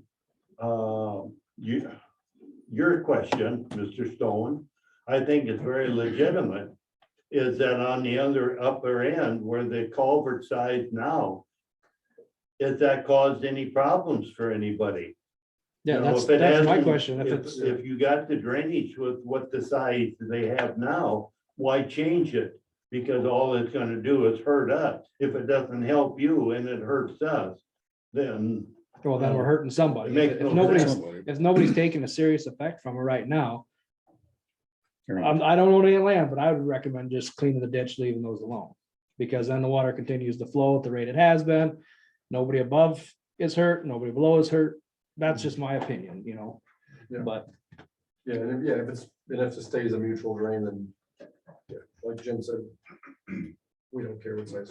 Right, culverts there are. yep, And then, yeah, because normally, if it was a drainage district, we'd upsize those culverts, and then your remedy would be deep in the main ditch and clean up the main ditch downstream of you. So you could take that water out, like you said, we'd have to look at the whole. ditch system. Just a question here. That'd be more typical, but then this situation seems to be, it is a unique situation where we have a mutual drain draining into it, and this is the first time I've ever been with an onion potato situation where corn, it can overtop and come back in and still be fine. So Jacob or anybody, so if the main ditch was to be cleaned, is the Upper Goose Lake ditch pay into that? So you guys asked us to reclassify DD 72, and we are going to include the upper Goose Lake as part of it. So as of now, it did not. As of right now, they do not pay. They're in the watershed area. They Right. show up on all the maps as being in it, but they are not in the assessment schedule for the main ditch. Okay. So I guess we got a lot. of- Jacob, isn't the, I'm sorry to jump in so much. Yeah. Mr. Go ahead, Chairman. Jim. My understanding is, generally, everybody in the district pays for the main to some Yeah. extent. Jim, I was actually. So they'll adjust that and have that Goose Lake area pay into the main. Then the other thing I want to comment on is that drainage districts do not build, repair, maintain, or replace crossings. Crossings are considered private crossings to be repaired, maintained, and replaced by the private owners. Usually when drainage districts are formed, the owners along where the ditch is going, whether it's a natural stream or they dig a new one, is paid severance damages. Then the landowner, as the ditch is being built, will hire the same contractor and build a crossing with the approval of the engineer that designed it. And that is, it makes it look like the district has put in the crossings, but that is not true. So when we come through and repair ditches, keeping in mind the code says it's supposed to be repaired to its original design efficiency and capacity. And the repair is mandatory, it must be done. So we remove those crossings, but we don't replace them. I think there was strong consideration to replace these, but if it's Goose Lake's facility, and that's where those crossings are, that's their business. If they want to keep them, fine. If they want to repair them, fine. If everybody in the Goose Lake group wants to chip in a little bit to keep those crossings, that's fine if they do it. We don't want to influence that one way or the other. It's kind of a Basically- bunny trail that doesn't go anywhere for you, but that's what the drainage law says. That's all I'm trying to tell you. Basically, the Goose Lake facility, if they wanted to, could upside those culverts. I mean, against your objections, even if they wanted to do that, they could upsize them. Is that correct? Yes. That's true. Okay, my question, I guess where I was going is to, we got a bunch of landowners here is, and especially the Goose Lake people. Is there a feeling that the rest of that main needs to be cleaned? I mean, to help even you guys down in the peat down there and your vegetables, I mean, is that something that needs to be looked at? I know that was on our spray docket here a couple years ago, and there's some trees and stuff down there. I know in one area that were too big to spray. I'm pretty sure that's a ditch that I rode around with the spray guy and looked at 2, 3, 4 years ago. So is that something that needs to be addressed and looked at here at some point? That's not actually part of this hearing probably, but when we have some owners here, is that something that needs to be done going forward? There's no trees along the main. Is there none? I might be on the wrong ditch down there, but, Yeah, one BS tree, the main looked. okay, that might have been one of the It's laterals. right along the highway, Yeah. or the pavement main, Yeah, then it runs down to, and then it kind of, down to Highway 9 there. yeah, it kind of comes off the road for a while and then back Okay. on the Highway 9. But it didn't. The banks are sloughed in spots. Yeah. It's not bad. Okay, I'm just It's curious. not good, but. Go ahead, Ron. A point that hasn't been made on our type of crops there too. Even if the water doesn't spill into the field. If the water in the ditch is full and stays that way because of the amount of water, that means our fields are wet. You know, Right. a crop like corn or soybeans grows above the soil level. Potatoes are in the ground. And if they're in moisture or in water for more than 48 hours, rot starts to set in.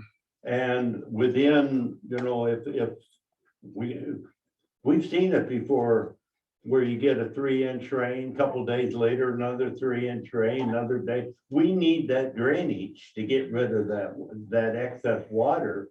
Otherwise, even if you don't see water setting on top, there's still, you still get that decay. Yeah, same thing with onions are more tolerant, but you get that base wet where it's water and, rot starts to set in. And I don't know if you've ever tried to harvest or work with a vegetable crop where you got part of it's bad. It's no fun. I mean, you're pitching, and then you're wondering, is it, and, you know, we have to be very quality minded when we're selling things. Because we're not the only one that grows these crops. There's other people that do. And if they say your crop isn't good enough, you know, we're not gonna, but it isn't like soybeans where you combine or corn, you take them to the elevator. And if you have a little damage, you get discounted. On our crops, if they don't like them or there's something wrong, they just flat out say, we're not buying them. And there you got all your costs in it. You got them, what you think are the best ones put away, and you still have bad ones. And then you find out nobody's gonna buy them. And you got a crop that costs you 1,500 or 2,000 an acre or more. You know, we have to look out for, and then, because we've seen that happen up in the Hollandale area where they've had crops where they were, you know, they refused to buy them simply because of the potential rot in it. So that drainage is everything to us, and that is drainage on the lower end just as well as on the upper end there. Yeah, like I said, I don't know anything about potatoes or. Yeah, well, I'm just trying to I do- explain. Yeah, I do know kind of along your lines is for corn and soybeans in Worth County for drainage coefficient, which is kind of what Iowa State's developed for how much drainage we need. For corn and soybeans, it's a 1/2 inch of drainage. So it removes a 1/2 inch of excess water in 24 hours. That's the way most tiles are designed when we do a new tile project. I know for vegetable production, they recommend a 1 inch. So kind of along your lines is that you guys need drainage more than corn does, twice as much drainage. So yeah, just kind of going along your lines. You do need more drainage in the corn and soybean situation does. Excuse me. I'm Ryan Markland, head of court day. Is Uh, this right room? Or upstairs? Up- All right, upstairs. I'm sorry. Go to that window. All right, over there. thank you. So, I mean, you guys done explaining here? I mean, our questions, I think we have some objections and just trying to get this all figured. There's really no objection to cleaning the ditch per se, I guess, but the objections is for letting us take over, I guess, or having us take over. But, so in reality of all this is even if they were doing this on their own, they still needed to engage an engineer. They still need to get at least 2 bids for this project. Yep, That's state code regardless. Yep, because our Why estimated do we cost, need 2 bids? so our estimated cost was over 50,000. So for construction costs, if you meet, Jim would probably do a better job explaining this. Yeah. Jim, are you still there? Yes, Do you want to explain the procedure for hiring an engineer and having a public hearing? If you meet the 50,000 threshold for estimated cost? yes. That's for a drainage district, not for a private drain.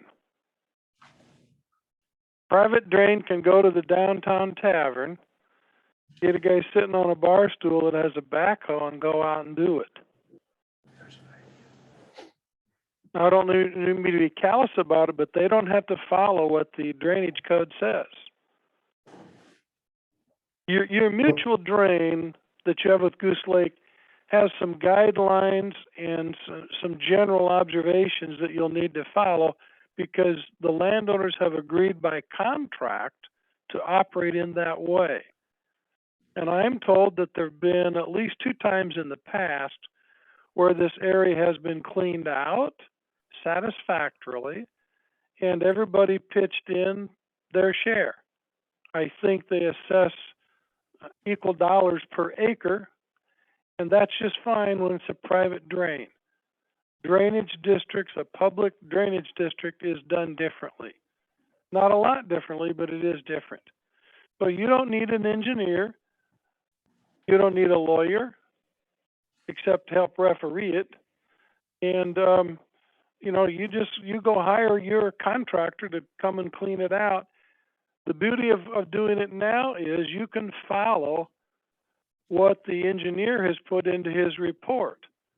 That'll be very helpful for a contractor, I would think. So I'm not sure that was the question, but that was what I answered. Is there more to it that I'm not seeing? Oh, no, Jim, my question was, I was assuming or under the assumption being this is a formed drainage district with a group of landowners, it would still fall under Iowa code as far as having it cleaned, I guess. I mean, if I'm wrong, I'm wrong, but It doesn't. It's not a formal established drainage district.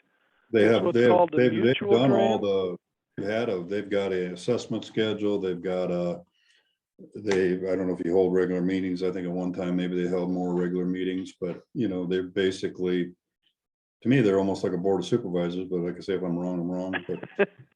Well, they're very well organized, Mark, and Yeah, that's a what I good said. thing. Say, Jim. As long as they stay organized, they'll be just fine. Jim, is it correct to say there's basically three kinds of drainage districts or whatever in Iowa? One would be the one we're very familiar with the county board of supervisors acting as trustees and all this stuff we're talking about.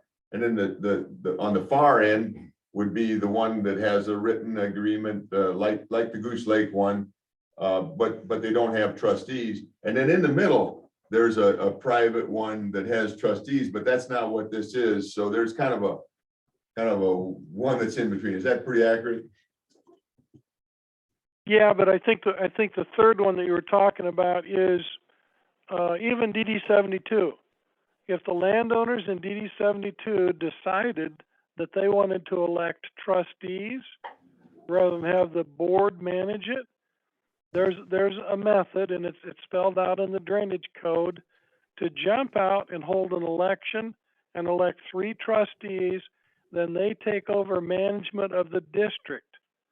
But when those 3 trustees do it, they still abide by the Iowa Drainage Code.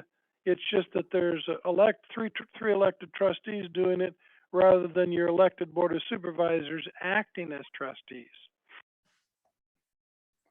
And in that case, Mark's observations would be correct, that those private trustees would still have to abide by all the same stuff, you know. Oh, yes. And the auditor is still their clerk. That's where all the records are kept. They have certain guidelines as to how they meet, how they conduct their elections, who can be a trustee, who qualifies. And then they follow the drainage code just exactly the same way that the supervisors follow the drainage code. Another question here. It's not done very often. Excuse me. No, go ahead, Jim. Finish. It's not done very often. It's prevalent along the rivers. There's a lot of that along the Missouri, and there's quite a bit of it over on the Mississippi. In between, there isn't much. Kossuth County has 2 trustee districts, and they're about to have a 3rd one. It doesn't matter. It's still good management. It's still the trustees have to have a relationship with the land, like landowners in the district, or farm managers, or lawyers, or people that have stuff in a trust. So they have to have a connection to the district. They don't just elect them from Minnesota. We wouldn't anybody from Minnesota do anything in drainage in Iowa. They can stay north of the line, as far as I'm concerned. They don't know what's going on up there. But they do have it. Okay. So anyhow, I get too mouthy about this, but that's all right. The 72 could do it if they wanted to go to just straight trustees. So a lot of right boards now, don't mind that a bit. It's a county facility, but the Upper Goose Lake is not a county facility. I mean, maybe I'm using incorrect terms, but 72 is already under our jurisdiction, I guess you want to say. It's just the Upper Goose Lake that's in question here, right? That's right. Okay. That's Thank you. right. And it's a misnomer to call it a county facility. Yes, I know. It's a municipal subdivision of a county. It Yep. is a governmental subdivision. We're But stuck it's working not the with it, so. counties. Okay, so You I get get back to manage it just because the code says you have to. I know it. Got a question back there. I've got some points to make about this. My granddad was the one that organized the Upper Goose Lake ditch in the beginning. and was finished somewhere late 30s, 1940. It's cleaned out in 1980, and my dad was in charge of that one. And at that time, and we're talking from the Rehoot property to S14, that stretch.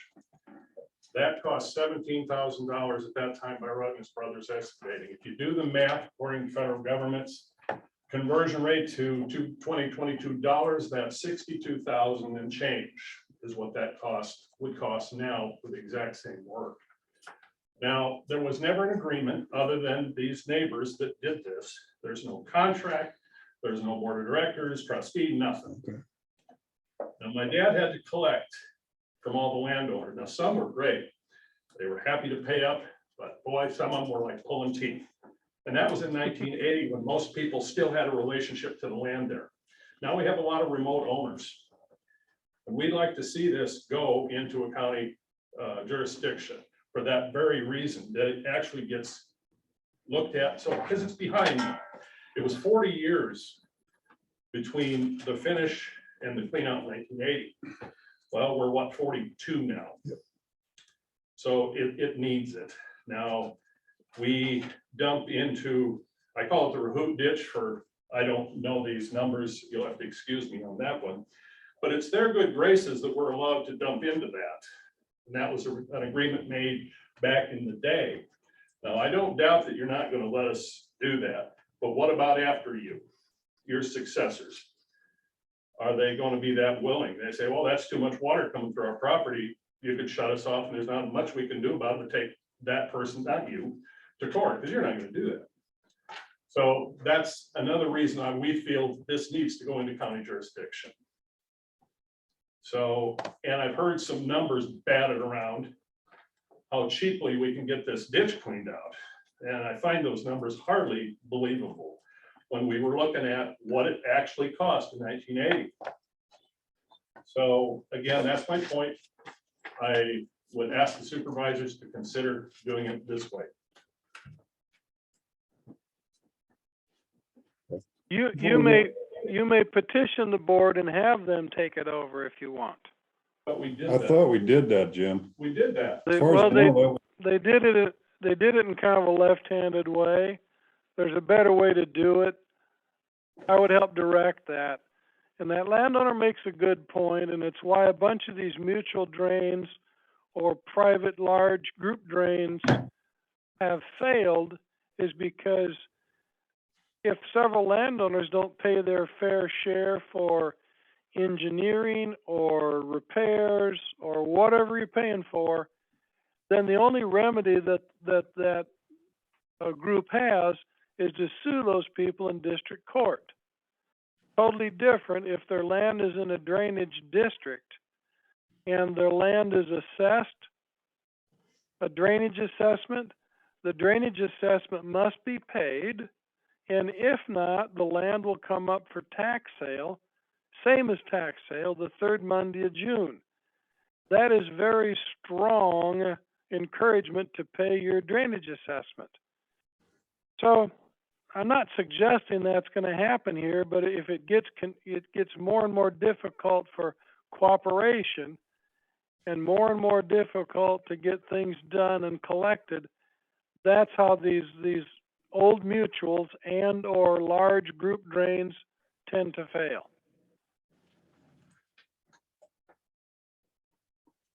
Mark, am I incorrect that we did not petition? I thought we yeah, did. well, we filled out a petition. I thought that's what it was for too. I mean, we did this and we had the action. I thought we accepted the district. I get, according to what, I think, Jim, I thought you were in on this, but I have the one for the clean out. yeah. I don't have anything for the petition.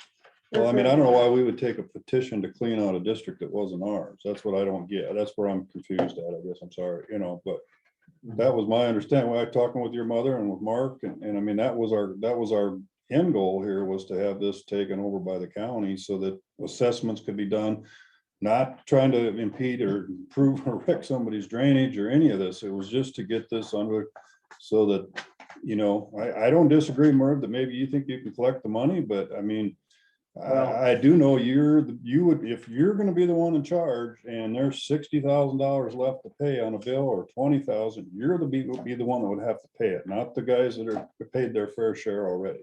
I mean, are you willing to do that? I don't want to disagree with you, Bruce, but I took care of it the last time. What? In 1980? In You didn't either. Yes, I did. No, you didn't. I've got all the receipts, Merv. You have them? I did all the calling. I called all the landowners. Too bad I can't get my dad out of the grave to tell it like it is. You have it your way, Merv. No, I And don't I want, stand by what I said earlier. I don't want to argue with you. And you're willing to pay for those that won't. That's somebody's That- giving you legal haven't answered advice. that question yet. That's not correct legal advice. I don't think, Excuse me? that's not correct legal advice that Merv would have to pay what's not paid. So who does? Oh, yeah. Well, that's a good question. All right, here's the answer to it. Iowa Code 468.629, and Jim, correct me if I'm giving wrong advice. It says that if this private or mutual drain has somebody that won't pay their bill, then a member of the MERV or anybody else that's in this thing could then petition the county to take over, because the county is going to make them pay it. And at that point, then they'd have to give notice to everybody. And then everybody could come and they could talk about, no, we don't want to be taken over. We do want to be taken over, just like this is going on today. But it's a little different. Well, I won't get ahead of myself. No. And then at that point, the county, well, it's written right there. There's a procedure in 468.630. If the county then gets involved, then the county can order the repairs or reconstruction fine that needs to be done. And they can order the group to perform the repairs. The county doesn't order the repairs. The county orders the group to do the repairs. And then if they don't get done, then the county can have the repairs done and assess it to everybody else out there. Now, That's exactly right. Herb believes there is. And that is the procedure we would do next if they don't repair it and then they don't pay for the repairs. Right, basically it boils down to, you gotta give the private group a chance to do the repairs first. And they do have a written schedule of apportionment for the bill and what have you. And Where is it? Where is this agreement? Herb, you got that written schedule? Your mom has it. You gotta have to do This is who paid last time. Yeah. And the acres. So as soon as been But some the- change of ownerships, I'm sure in the past 30 years. Between 80 and now. Yeah, does this appear in people's abstracts, Merv? That would be, no, probably not. Well, if you- This somebody one can- did. I saw as part of a report what appeared to me to be some entries in an abstract. And that's what led me to do what I recommended the board to do, is follow 468.142, which says a district by mutual agreement shall be turned over to the Board of Supervisors when everything is recorded. So that's all I was following last fall, to make the district and the facility a part of DD 72 and turn it over for the board to manage it. So I backed away from that because whenever I've done that before, when mutual drains have converted to management by the county, it's always been a unanimous agreement. Just like it was a unanimous agreement to start it in the first place. When objections showed up for this hearing, most notably the one that Mark Newman filed, then it was obvious that it wasn't unanimous with all the landowners to become part of a district managed by a Cassuth County board. But if you can't get along and somebody's upset, you can petition like Mark just read about in 829, and the board will take it over. We'll give you a chance to do it this go around, and if you don't get it done and you can't agree on how to pay for it, then the county can get in it. If the county wants to, I guess, They will, I guess. I'm not speaking for future boards, but they'll follow the drainage code. I know that sounds like double talk, and I don't mean it to be, but there are two distinct sections in the drainage code that deal with this. 142, 143, and 144. And then it jumps clear over to 829, 830, and 831.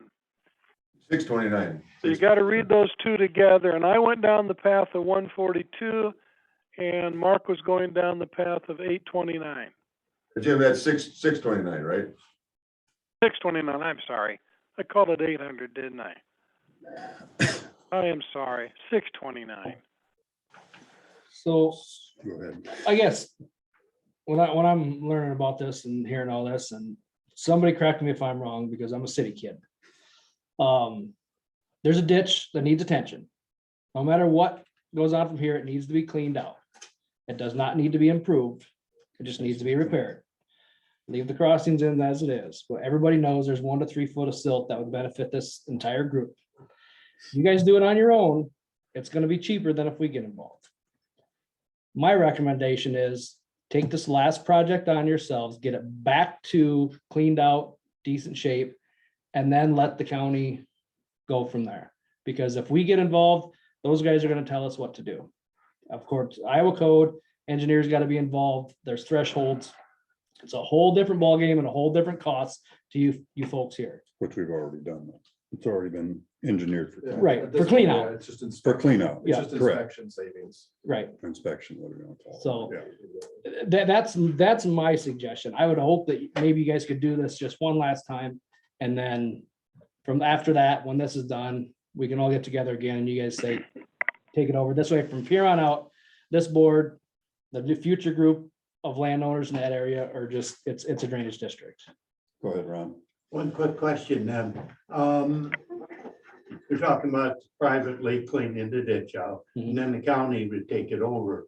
The question we have again, because of our lower end, if the culverts are gonna stay the same size as they are now, I mean, we have no problem with the ditch clean. We clean our own out every, periodically.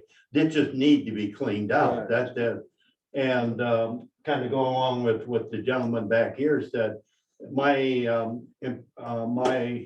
limited knowledge is that you can't stop the natural flow of water. And right now, the natural flow of water from Upper Goose Lake is coming down to Lower Goose. Nobody can go in and close the ditch or plug it up or anything because, they can get sued, and rightfully so. So I don't see that, but when you say the county taking it over, I guess I need a little more explanation of what you're talking about from that point on. Well, what would happen then is, as long as it's an improvement, or I'm sorry, as long as it's repair, not improvement, the culvert size is not gonna change. You guys do it on your own right now, that will stay the same. Basically, with the county taking it over, I think where you're getting at is going forward, the county wouldn't do anything with it other than if Merv came in or Mark or Bruce, whatever came in and petitioned to have it cleaned, and then that's when we get involved again. It's just like it is now. Nothing happens really until somebody wants it cleaned. So, other than the fact that if we take it over, we have the ability to assess the taxes. There's no questions asked. If somebody doesn't pay, it's gonna be assessed. Where your biggest question now is, and like I said, no doubt you can maybe get it done a little bit less, but your biggest question is are you gonna be able to collect from everybody without coming back to us 6 months from now or a year from now, whenever the cleaning gets done, and all of a sudden you realize and the honest to God truth is somebody in the meantime, that contractor's gonna collect his money. He's not gonna wait. He's gonna want his 20,000 that Johnny John didn't pay. He could easily just file a mechanics lien on whoever's property he wanted to, and You can do that, but it all takes time, all costs money. It's, Yeah, mechanics we liens- try to cheapen it up on the front and the backside, you're gonna pay for it. mechanics liens are pretty easy, and I will guarantee you that if Merv had my advice, that contractor would be putting a lien on the person's property that didn't pay.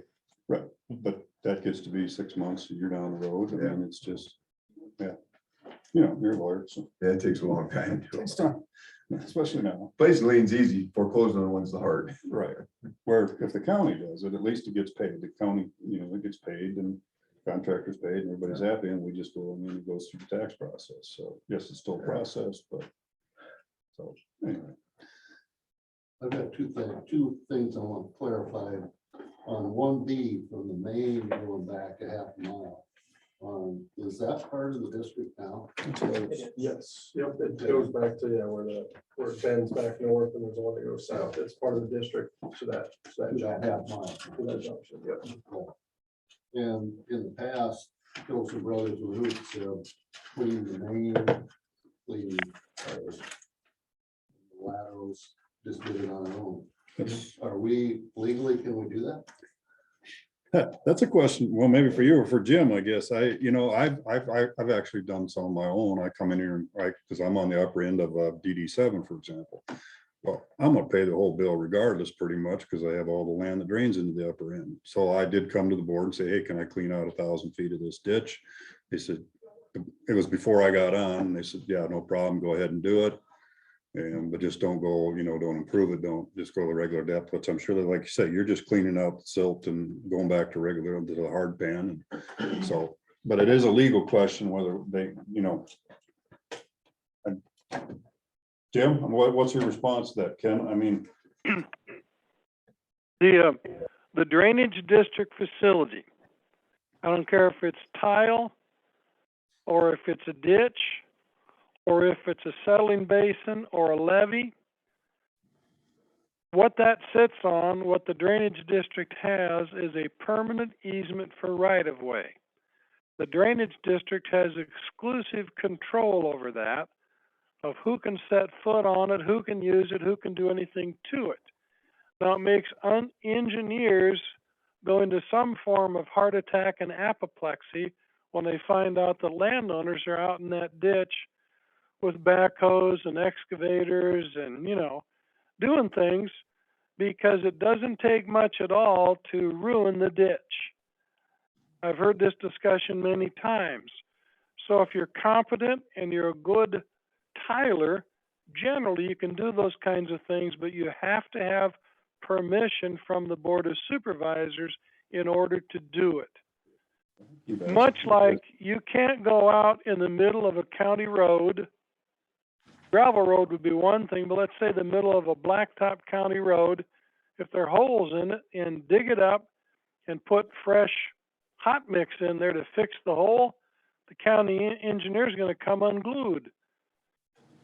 So is that too long of an answer? But you can't do it without permission of the board. So they should, landowners should come in and at least ask us if they can do it, and then if we say, okay, then that's fine, I guess, is that what you're saying? Absolutely. Okay. Yeah, absolutely.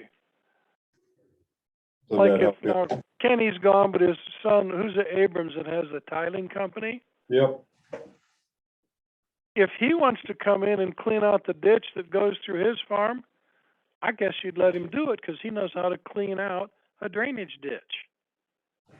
But you wouldn't want me doing it. I'd kill people with the backhoe. I'd ruin it, totally ruin it. So you wouldn't trust me to do it. thank you. So did that answer your question? I mean, so yes, you can do it, you just need, you guys have been in and asked before, I think shortly after I got on the board, I think you had to do a little repair, there was some slough or something, and we said, yeah, go ahead and do it. Yeah, that was the case where we had to get, Rogers came in, was long. Yeah, and you couldn't quite reach it. or- John Gibson's guys. Gotcha. Excavator, but it's Okay. not a long hole, so you get, like, where it bends around towards number 9, it gets too deep, you can't reach it. Gotcha. So, Okay, so what's your second question then? well, Is that- I wanted clarification on that first half mile, so if that's getting cleaned, then that's a separate deal than the rest of it then? Is that the main you're talking? I mean, From the you're main going west. going west. First half mile. The 1B, we proposed to clean that out to provide an outlet for the lands for the upper Goose Lake. So what we were proposing was gonna be, we were assuming this was gonna become a part of 72 facility, the upper Goose Lake. So that would be all in the same schedule. So the cost would be shared amongst everyone on 1B and Upper Goose Lake. And it would be to provide, so right now, you got the Upper Goose Lake's got silt in it. And there's not as much silt in 1B, but to be able to get down the flow line for that, so it doesn't just, we don't just build a big lake back there. We're planning to clean out all the way to the main, just to give it a grade to go out. But my question is, if we work with John to reach it, can he privately do that first half mile, or do we have to go through the whole brick letting and all that stuff? Yeah. He can do it privately if he just asks for permission. I think that's what they. Yeah, basically, if it's on your land, you come to us and we can give that permission. Could I get some clarification on it? This is Mark again, Jim. So if the supervisors projections, what's your name again? I'm sorry. AJ's suggestion that they do their own clean out and then they turn it over to the county. Well, at that point, then these culverts, the next time or any time, could be removed by the county that would damage the vegetable farmers potentially. But if this just stays as a private entity, number one, they have to clean out, not by order of the county necessarily, but just because it needs to be done, they need to get this clean out done, remove this silt. And they pay their own bill, and then we talk about the engineer's bill a little bit further. I'd like to talk about that too. But at that point, there's no harm at that point to anybody. There's nobody asking for a repair or whatever. If somebody's asking for repair, it's hopefully not needed, or the contractor that the Goose Lake group hires didn't do their job, one or the other. So I'm not sure I understand the benefits of the county taking it over if Goose Lake Group private drain has the clean out done. Can somebody explain the benefits of the county taking over at that point? Mark, this is Jim Hudson. I don't think the county needs to take it over now. I'm suggesting that we let Goose Lake do it how they've done it, so long as they can get it done and get along in doing it. If they squabble and one landowner in Goose Lake wants to invoke that 629 area, then they can. Then the county would jump back in. I guess our questions here as a board of supervisors is, number one, who's gonna pay for the engineering that's done? Number two, the Goose Lake people, who's gonna be in charge of this project? That's up to Goose Lake. So I thought, what is our- Mark, what's our didn't you have a position client that? So what is our Didn't action Mark, you today have a after the public hearing, Jim? We have to have Well, an I action think that we just on taking this over. we have just it. hold everything in abeyance with Goose Lake area. We can need to treat Goose Lake just like if you had 15 people put in a private tile line. We don't do anything with that. We let them do all their own construction, design, maintenance, and we just assess them to bring their water in. Correct. These owners in the Goose Lake area are going to be assessed generally for their drainage for putting water into our facility. Jacob has reviewed that, and he has a reclassification schedule that would include it. Okay. So that's what I say we leave it alone. Just go home and go back to what you were doing. If anybody gets upset with that and can't get the manager or the committee or whoever they have make decisions to clean it out or fix it or do something, they can petition the board for the board to jump in, and the board has authority to do so. But we'll jump in a little different procedure and a little different code section. The jumping in next time around will include notice, which is published in the newspaper and mailed to all the landowners, and nothing will be done until we have a public hearing on it with notice to everybody to come to the hearing. So that's what I would recommend, and Fully noticed. everyone got Hey, notice. Jim, this was fully noticed. It was in the newspaper and everybody got a mailing. So No. does that not make it a? No, Notice public- what It's a what notice of I'm a different- talking about is when the county took it over last fall, Yeah. that was just at a board meeting without notice. Well, there must have been a petition for us to take it over. Otherwise, why would we have made action on it? But this is what's, I'm not sure where the paperwork is. I'm just confused on this. I'm sorry. Mark, I met with you 2 years ago. Yes, this has been a process, Mark. I know your mom's. I didn't, all I wanted was the upper part cleaned, and I don't know if all this was gonna happen. I didn't either, so I mean, yeah, we wouldn't, I mean, it's your ditch, so that's why I thought we were taking it over. I thought that was our discussion. And I went that direction, Mark. Yeah. But then when there is an objection, that indicates to me that the landowners in Upper Goose Lake are not unanimous. If they're not unanimous, we can't just easily take it over No, at a board meeting. Now, when they're not unanimous and one member petitions the board under 629, we can then go down this path again, but a little different procedure and a little different notice. And that'll put an end to it. You reverse what you did. at The board. Like Jim just. Yeah, I think that the board needs to rescind that motion. I need to visit with the auditor and the board a little bit about the procedure going forward and also who's going to pay. And I haven't really studied it well enough to issue a good opinion today. I'm sorry, I knew that issue was in the air and I want a little more time to review it. So, okay, I guess another question here, Jim. To me, I'm not sure how many people are for or against us actually getting this over. I know they want this thing cleaned. And, you know, I know Merv, we've It chatted, so I needed know. cleaning 2 years, 3 years ago.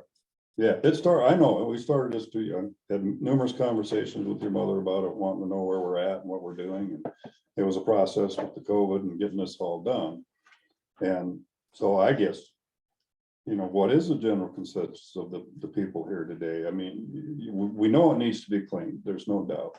And Mark, to be fair, there's people that, I know their opinions and they're not here. But I understand, no, and then there's probably some objection letters around and stuff too. That I'm just asking, you know, Merv, you're the only one I've talked to personally about not wanting us to take it over, and I get that. But, you know, I also get the other side. I know what it's like. I mean, I pay for my drainage just like you do, Merv. And so. Yeah. But I guess my question is, why was there no dialogue among the landowners when they felt it needed to be cleaned out? This is, you know, Mark, Bruce, why didn't you talk to any other the landowners? Well, for one, I'm not in charge of anything. Well, I And know, where were you 2 years ago, 3, when it needed cleaning out, if you want to play that game? I was right there. I never heard anything. Where's the contract? Where's the bids? Where's the amounts? You were batting around 25,000 the other day. Yeah, 25,000 to clean out that whole ditch. Yeah. Yeah, right. When it was 17,000 in 1980. Yeah. To do the same thing. Did Jerry put that in writing? Ah, Yeah, You got a copy of that bid. $3.50 a running foot. that's a firm bid. You can take to the bank. There's Right. no wiggling in the end. Right. Okay, well then how come we haven't seen that then? Well, I can get it for you if you want to see it. Well, you seem to want to make us the problem here, and you're the chairman. No, And you say you have these things. That's the first I heard that. I heard this number of 25,000, which I still think was baloney. That would be him working for less than half of what he did last time. It was the same guy. you don't know how many feet you took out last time. Yeah, we do. S14 to the Rahoot ditch. How many feet? I can't tell you that. off 1 my to head. 4, 8, you don't know. Would you say 1.3 miles? Yeah, but there was no profile. Don't know So the we don't profile. We don't know how much silt was. Correct. No, I get that. We bid it on a per station basis for this job. Your estimate is what? Our estimate for construction all the way from the main, including 1B, sort of half mile, and then up, was 92,000. For the But that clean. included which pipe? That'd be new pipes, that'd be, That'd you be know, new that's, pipes, and we, of that, That includes the main. it's probably, that'd include the main two. probably 20,000 pipe. Yep. So 60,000. Yeah, Jerry's just bidding, Which is, yeah, close to what you're 19. Jerry's just digging or bidding the bidding. He's not, I'm guaranteeing he's not putting in pipe. Because he doesn't know how many pipe are there. So he's not gonna, he's gonna bid I that think on your a per pipe 60,000, basis. you had said you do the time value of money, 1980 is probably realistic for just the dirt work. No offense, there's one of the reasons why you get the county You involved. clean the is dirt because out, we have and you have to engineering. Have a dozer Where level it. as It's well. easy to bid something without knowing, you know, what he's gonna bid is, if you get a solid bid from him, it's gonna be X amount of dollars a foot. And it's gonna be so much for 6-inch, 10-inch, 12-inch. Because all those surface outlets are more than likely gonna have to be replaced. If they've been laying underwater or in the mud, they're probably gonna need to be replaced, so that cost is gonna be on top of the digging. So I don't think you're very far off on the cost. I think with our. I'll be honest. We're usually. Because we've had a lot of projects and it's not, you'll never get the project done for just 3, and Jerry's been on projects before, Bruce, so. But when you start adding in pipe and There's some trees. tree removal, Just little shrubs. Courtney can talk that would about be this, all on top of his per foot that you bid, have to get out of there as well. so. And we did include a hundred, earlier. we did include 60 to 80,000, what was that? Yeah, and that was just Something like my guesstimate of just the Upper Goose Lake group drain. if we take out that lower half mile of the 1 feet, Right. which you're gonna need to clean out. Otherwise, you're not really doing anything. You're gonna need Right. to clean that part out anyways. So it needs to be cleaned all the way to the main, I mean, to the hot, basically to the blacktop there, the Goose Lake Road, I'll call it, that's not what it is, but. So yeah, But the disadvantage of the downfall is that the vegetables are gonna be more harmed if it's a county drain. Because you're gonna do the obstructions. And what are the advantages again of the county doing it to the county? I just rattled them off. I mean, you know what, I mean, we're gonna, when we involve engineering, you get a solid bid, you know what it is. You know, and actually with the reclassifications and stuff, you actually kind of know what you know what your costs are gonna be. Yeah, it's not so we classified drainage district facilities. It's not on an equal per acre Right. value. It's not everybody pays exactly the same amount. We actually assess it based on how much benefit you receive from the facility. And So Merv, correct me if I'm wrong, now it is on just a per acre basis, that's correct? the same per acre. Percentage area. Or is there percentages involved in it? Like, Percentage, well, it boils it back down to percentage of the total bill, but you're right, it's based on basically, it's on a per acre basis. basically. So, okay, go ahead, man. Well, I just have a question, and that's basically, if the county takes over, I know there's engineering involved that we have access to, that there's other repairs that will be done according to their specs. However, we're looking at this from a community aspect too, and this is a neighborhood of farm fields and farm families. And having the Rahoots there and the Kittlesons there growing crops that affect so much of the area, that's their livelihood. And to us, that's more important than having the engineering done, to have it done exactly according to what the engineers think, when we can do it according to what benefits the neighborhood. And I feel that as a part of that neighborhood, it just helps to protect their assets and their livelihood. And that seems to me to be more important than maybe having the engineering down to the exact, you guys are pretty exact on what you do, and that's awesome, and we need you, but this has much more to do with them getting flooded out, and it wrecks everything. If you've never been down there, you wouldn't maybe understand how that plays out, but you can definitely see it. Oh, I know. And it would be devastating, and I don't want to see that happen, and I'm willing to just do what we've done because it's worked. Yeah. And why fix what's not broken? Question for you guys. I mean, are you basically Just we ain't doing, but I'm gonna talk, even if we did take it over, and this, it doesn't make, we don't have to order the No, upsizing of no, those culverts. We can say, no, Roots have come in and said, no, that's gonna really affect us. We can still take that into consideration. Yep, so we So- recommended upsize. However, the Yeah. board, you guys don't have to upsize it. Right.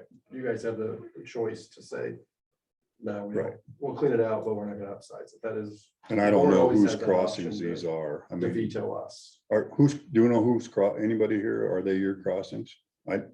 There's two on her land and one on Mr. Mercer's. Okay.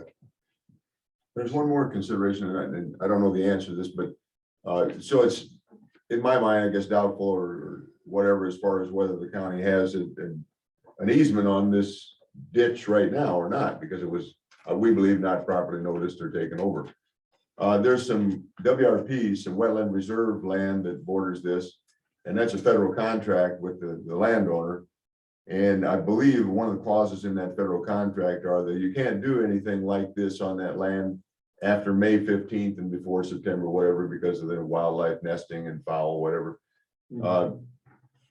Rugna said he could get in there and get this done by that time.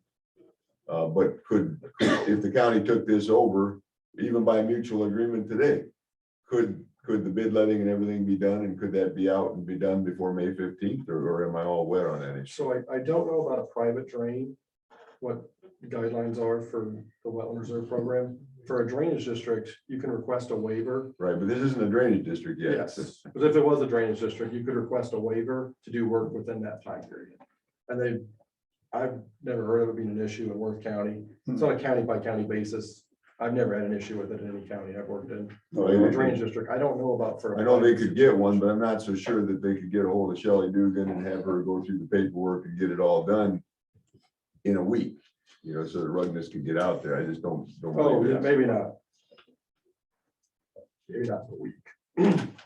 They wouldn't maybe be able to get it to at that So in point. other But words, if we went through a There- bidding We'd process. have to go There's through a no bid. way of getting out If of it the would- bid process. If it would be a bidding process, we wouldn't bid this thing until at least a month from now. Right, so if we leave it, Those guys- let the private people do it, they could very likely have it done by the middle of May. But as it is, if the county takes it over, that's not gonna happen. No, it won't be, it won't start until, we'll Midsummer. bid it probably in May and it'll start in June at the earliest. Which you could get a waiver to do the work during that time period.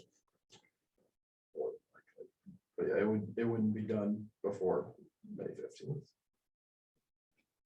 Ron, Curiosity question, and you're privileged information that most of us are not. And looking ahead into the future here, we have drainage districts like this all over the state of Iowa. And what the Iowa legislature does, if they mandate, overcomes anything the county does. So is there any talk at the state legislature about county or all drainage districts clear across the state being taken over by their respective county? Or is this a feeling that the county people know the land better, they know the people and everything, and this should just stay each individual county make their own decision? Because all of us that are for keeping it private, if there's talk like this at the state level, then we need to be talking to our legislature, our representatives and senators, so that our feelings are made known.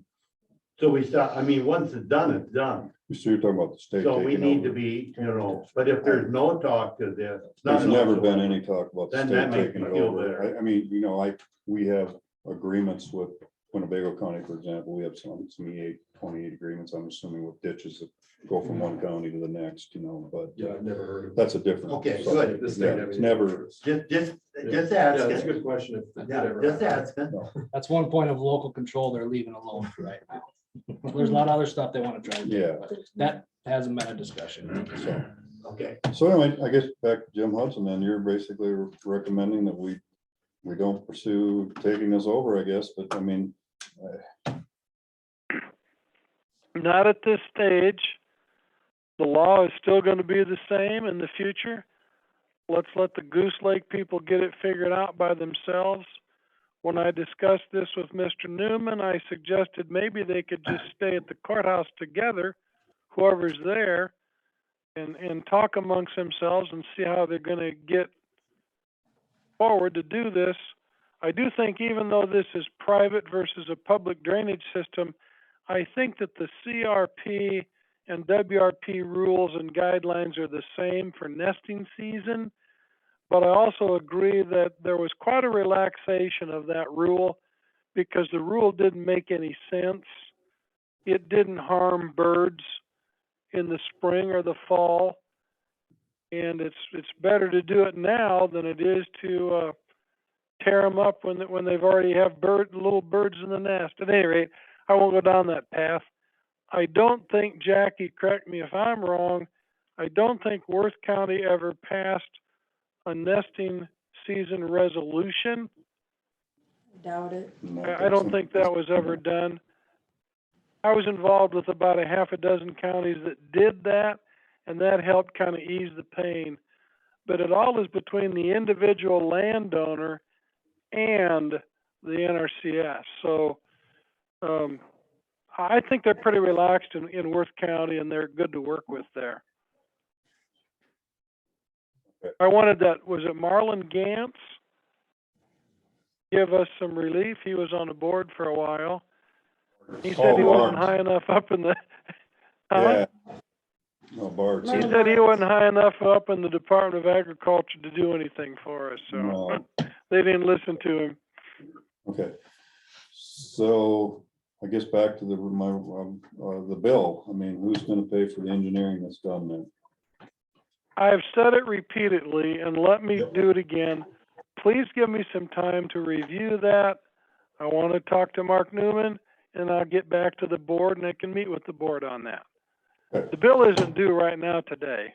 No, I'm just running things through my head here, Jim, just trying to figure this out. Yep, no, and it's a different good process. question. It's a good question that needs a really good answer. Right, appreciate that. So I guess back to the public hearing side, or is there any more questions or concerns right now? Otherwise, I guess we're gonna probably close the hearing, right? We're not gonna make a choice today, so. Can I ask a question? Yes. So in the future, if somebody were to come and say, we would like to see this happen, what is the procedure for notifying everybody in that group? So that it is quicker than a year later that we all of a sudden hear about it. Is there a process that once you guys receive word that somebody has made a request, does that directly go out to all of us? So we don't have to wait. I'm sorry, wait and find out later. Yeah. Not directly, there would be a process, but I mean, there'd be notifications. Yeah, Jim, go ahead. Well, under 629, one landowner in that Goose Lake area can petition the board. When the board gets a petition, they can then do a brief report and fix a hearing date and publish notice of that hearing and mail notice of that hearing. So every landowner in the Goose Lake area would get that notice and would be able to come to the hearing and weigh in just like today of whether you're for or against it. You would be invited in that notice to file written objections or written supporting statements, but either way, if you don't file a written objection and the board makes a final decision contrary to your position, then you lose your right to appeal that to district court in Worth County. So there's all that process involved in it, which is important process.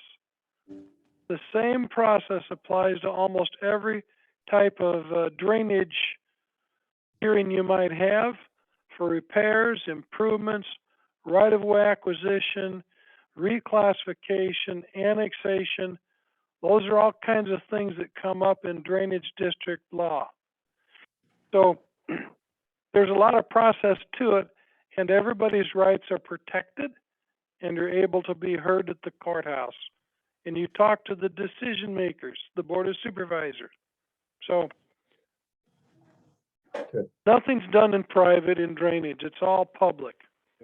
Jim, can I ask a question to clarify something you just said, just so that, and I know you're giving a shorthand version of it, so that either I or others here aren't of the wrong opinion, but correct me if I'm wrong, but under 629, it isn't just somebody that just says, hey, I think I want the county to take this over. It has to be certain facts that they allege, including such as a repair or reconstruction is needed. And then the county just doesn't take it over. They order the repairs done at the cost of the private people. And then if the private people won't pay for it, then the county takes it over. Isn't that a correct assessment? And when I say county takes it over, I mean they'll take over the procedure, and the procedure is mandated then. It's not just what some Goose Lake committee feels they ought to do. Right, but. They'll follow the drainage code and they manage it. But the county still doesn't assume it at that second stage until the repairs are not done in a reasonable time period. No, but my suggestion would be if they have to come to the county to rescue them, then the county ought to move forward and take over management. Probably a pretty good indicator that they're going to have trouble in the future as well. That's worth visiting at that time. They don't have to decide today.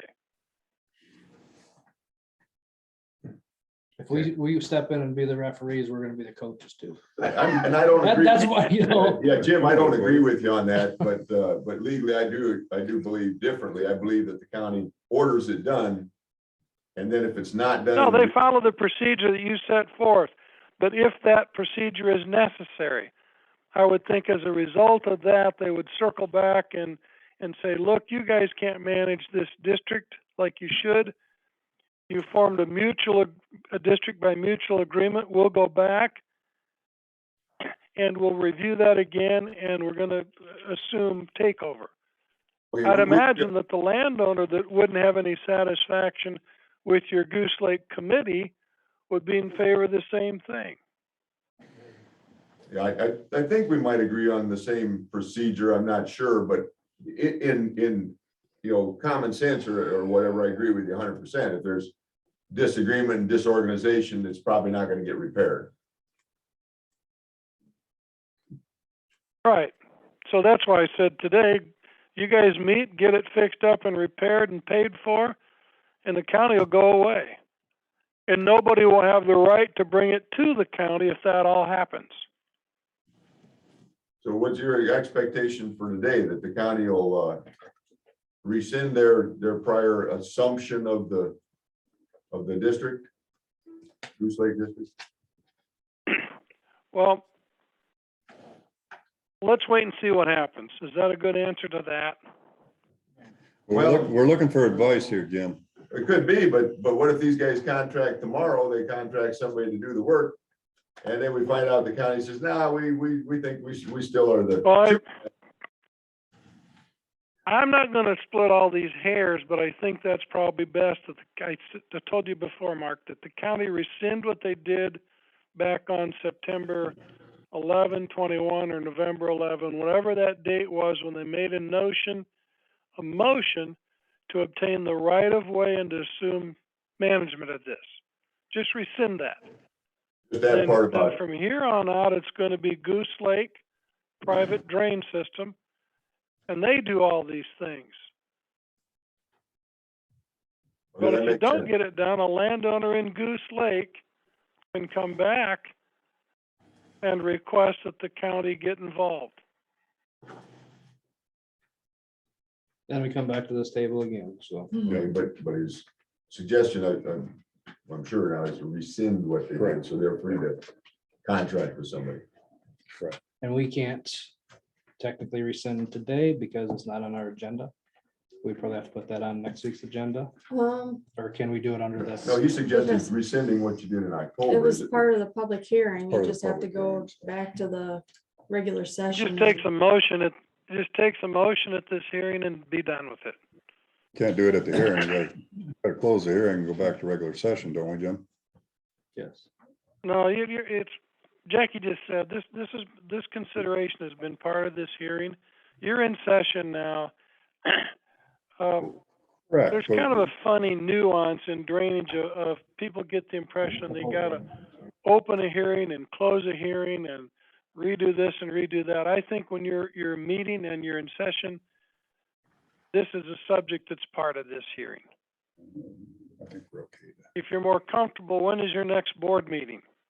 Well, we haven't closed our board meeting yet. We just, we recessed it. We opened the public hearing. We'll close the public hearing and then we'll finish the regular meeting. If this is an agreement with You them. close your saying- public, Because there's no action taken during a public hearing, as far as I know, regardless of whatever public hearing it is, whether it's drainage, whether it's something else. And I could be wrong, but that's the way we've always, that's the reason, taught. that's the reason for having a public hearing, so you can make final decisions. during the regular session, the public hearing is for That's, discussion no, from the they're public, made during the public hearing. so. You're the Okay. judge and jury and you make a decision at the public Go hearing. back to this. But every county has a little different concept and a little different way of doing it. And so Yep. long as you get it done and you have a good, Okay. good procedure, that's okay. All right, good enough. You Okay, can is leave there- this hearing, go back into your normal meeting, but somebody made the point, it's not on the agenda. I guess you could move to amend the agenda and then rescind what you did last fall. And if you're not comfortable with that and you think you're violating open meetings laws and procedure, you can just wait until the next scheduled supervisor meeting and have it an agenda item and rescind it then. We're good. Okay, Either way, I believe you need to rescind it, so there's Yep. no cloud or confusion as to whether or not this is still a private drainage group versus a public drainage district. okay. Sounds good. Anything else, public? If not, I will take a motion to close the public hearing. Mr. Chair, make a motion to close that public For a hearing. second. I'll second it. Any further discussion? Hearing none, all in favor say aye. Aye. Motion will carry. I will reconvene the regular meeting. And I will take a motion to rescind taking over the Upper Goose Lake District. Which was done on September 20th. of September, 2021. it was done on September 2021. I'll make that a motion. Is there a second? I'll second that motion. Is there any further discussion? Hearing none, all those in favor say aye. Aye. Aye. Opposed, same sign, the motion will carry. I will take a motion to adjourn. I'll make a motion to adjourn. Is there a second? Second. Moving second, all those in favor say aye. Aye. Opposed, same sign, motion will carry. Thank you, everyone. Thanks, everyone, for coming. Thank you. Jackie, Yeah, remind me and we'll get together. I'll get together with Jacob and also Thanks. like Mark Newman Good to see you and again. talk to the board about how we pay for this. okay, sounds good.